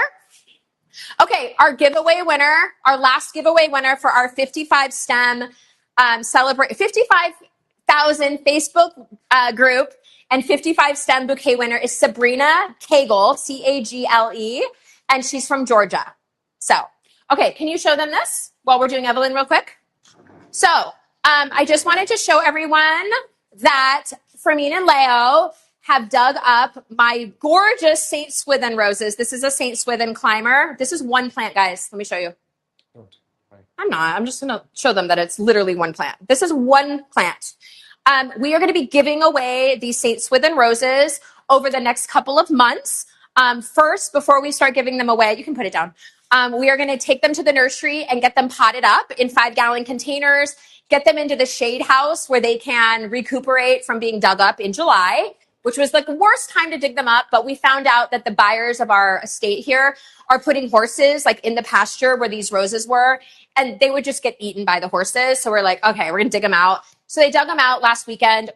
They're soaking in my barn. Each rose has its own bucket, and we are going to get them potted up for you, and we will start giving them away on our live shows as soon as they are rooted. So, okay. Last chance, cut roses. Let me just go over Evelyn. If you got Evelyn, congrats. For $99, we have Princess Aiko and Smoogie with free shipping, 30 stems, 15 stems of each. We have Jenny's O'Hara bundle, the most fragrant roses we offer, $99. And they are buy now, ship now. So they will just ship to you automatically. You don't choose a date. $99 with free shipping. And we have White O'Hara with Princess Aiko as well, $99 with free shipping. And shocking, I don't know how this happened, but we have Tess. We never have a lot of red roses. Like the farm just doesn't grow that many reds, but it's not red rose season. So we have Tess, David Austin Tess, 30 stems of David Austin Tess, also free shipping. And let me just go back really fast to Delphine. Delphine is our exclusive, and we put her on sale this week. She's a Grace Rose Farm exclusive, so the only place you'll ever be able to get Delphine Grace is from Grace Rose Farm. We own this rose. We're the only licensed grower for this rose. She's absolutely beautiful. I've seen that many of you who bought her bare root, your plants are producing now, and you're sharing photos. She's gorgeous. She smells beautiful. She's so healthy. I cut these off of 1-gallon plants, by the way. 1-gallon plants. So that tells you like a lot, how vigorous they are. Delphine Grace, I love her. Are we good? Next week, we have another great show. So excited to, will these bloom in the fall, Zone 6B? Yeah, they should. Yeah, they should. And again, I will be choosing one of you to receive a Desdemona tree rose from me. I'll buy it and ship it to you. So I'll go back through the comments and we'll pick one of you for Desdemona. So yeah. All right. Thanks, everyone. Thanks for joining us. Thanks for all your support. We're so grateful for you. Yeah, just comment so I know that you want the Desdemona tree. And we're so thankful for you and to celebrate with you.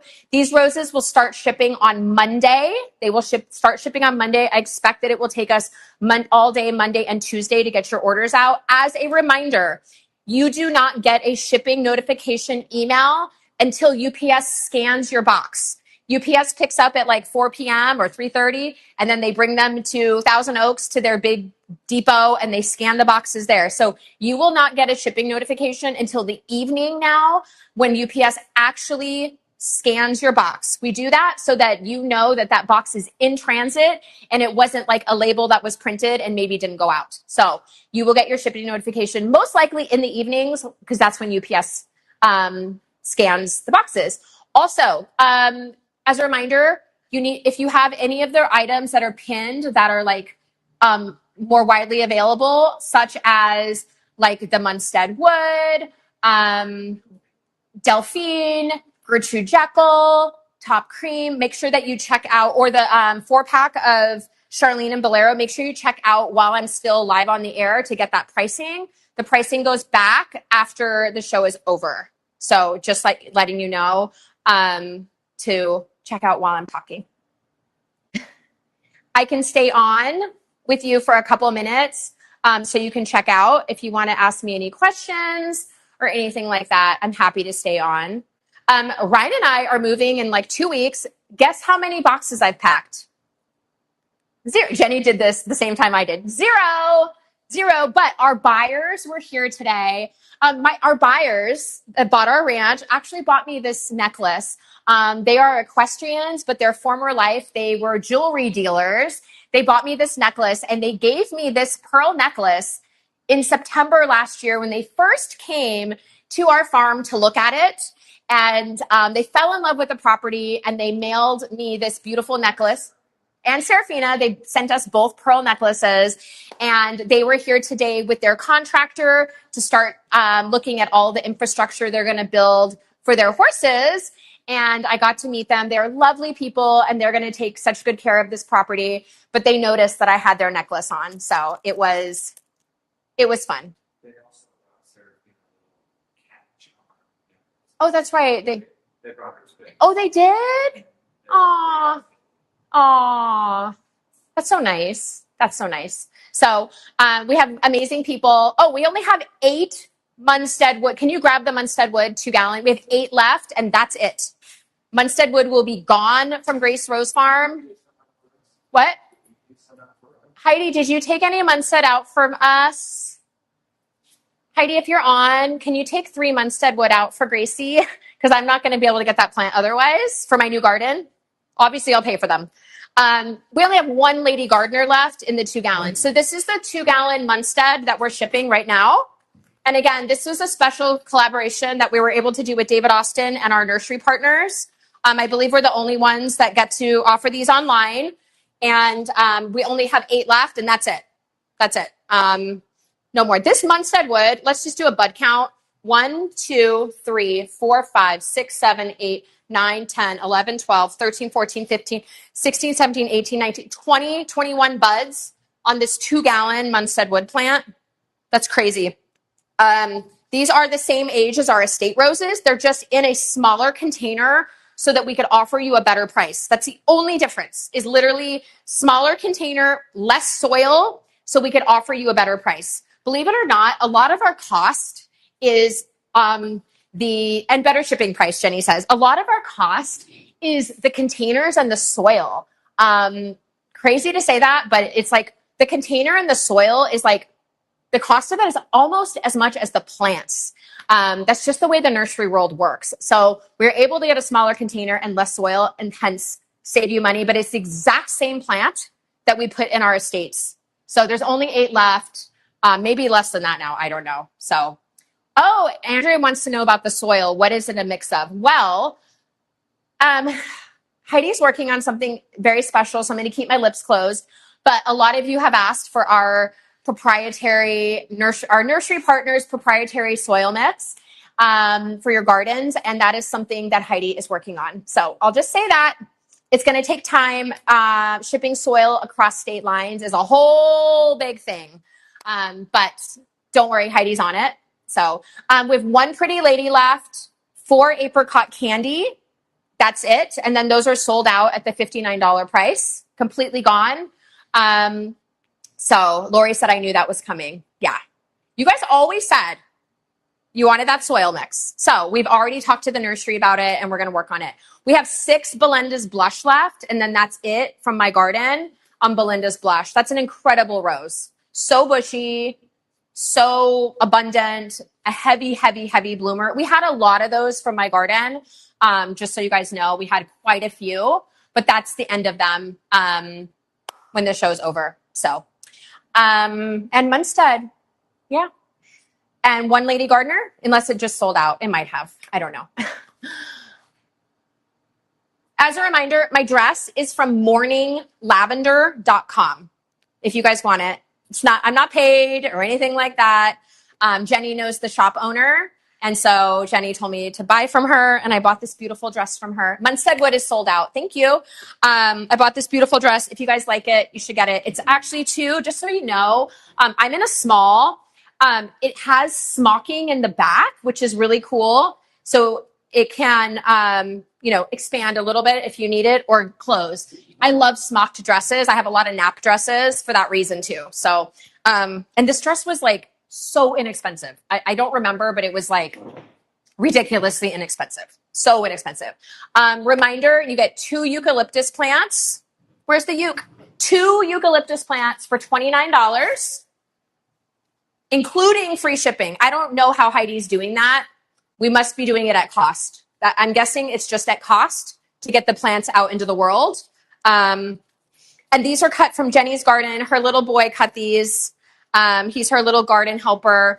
And these are directly from Jenny's garden here in Southern California. Jenny likes to hang them in her shower for a little aromatherapy moment. And they're also great dried. And they're great for floral design. But you get 2 1-gallon eucalyptus plants with free shipping for $29. So don't ask me how Heidi did that. I have no idea. Let's see. Do I have any Gentle Hermione back in stock? Actually, Gentle Hermione will be on the show next week as an estate rose from my garden. Just FYI, I pulled them. They didn't make it onto the show this week. However, they will be on the show next week. So, oh, Andrea would love to see more perennials. Heidi, did you see that? Heidi's like our perennial queen. We have 30 Gertrude Jekyll left in the 2-gallon. Ryan, can you grab the Gertrude, please? Teasing Georgia. Wow. Oh, we just had a great deal on Teasing Georgia before. What, Jenny? Why are you smirking? Jenny's over there smirking. Smirking. All right. We're going to show you Gertrude Jekyll really fast. Really, really fast. We only have 30 left. Will we have Ambridge on the show? I'll ask Heidi. I think we do have. Shirley's Bouquet. Yes, I will pull Shirley's Bouquet for the next show from my garden. We have some monster Shirley Bouquet roses that came from our garden. They just didn't make it on the show this week. Also, little announcement, all of the Pope John Paul roses that are in front of my house, they're going to be on a future show. They're going to be dug up and they're going to be on a future show. We are replacing the Pope John Pauls with something more manageable for our buyers of our property. So if you've been wanting a Pope John Paul rose from Gracie and Ryan, those roses are like 8 years old, but they are so floriferous. They're incredible. They've only been organically fed, organically sprayed.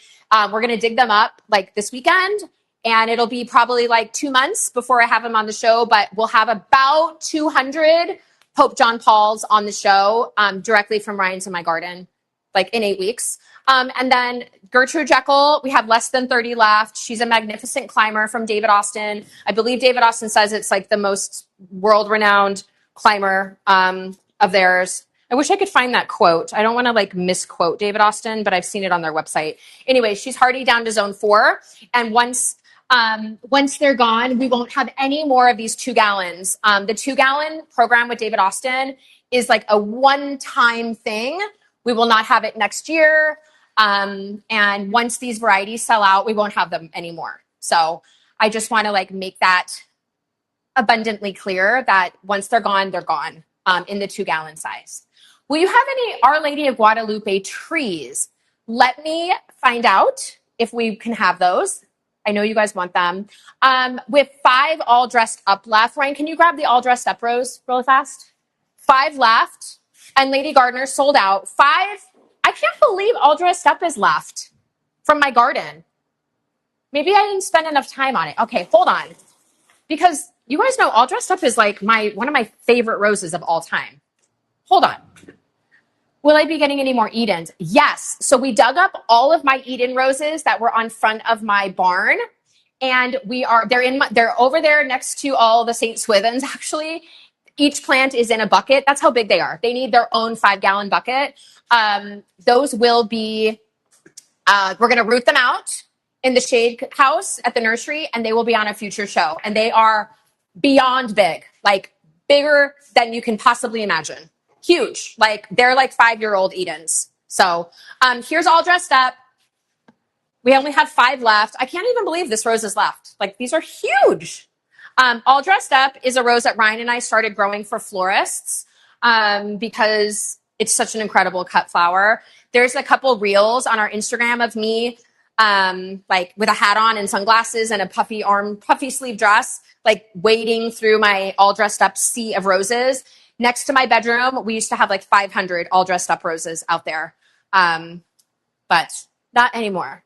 So all dressed up. We only have 5 left. Look at how beefy they are. This is a budded rose bred by Christian Bedard, and I think it's one of his absolute best creations.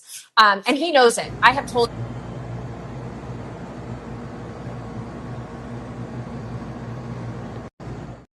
stock for us. We should talk to him about that because it's such an incredible rose. Heidi should talk to him about using it as breeding stock. So all dressed up. And if you get all dressed up, this will be your plant because it's a big girl. What's that?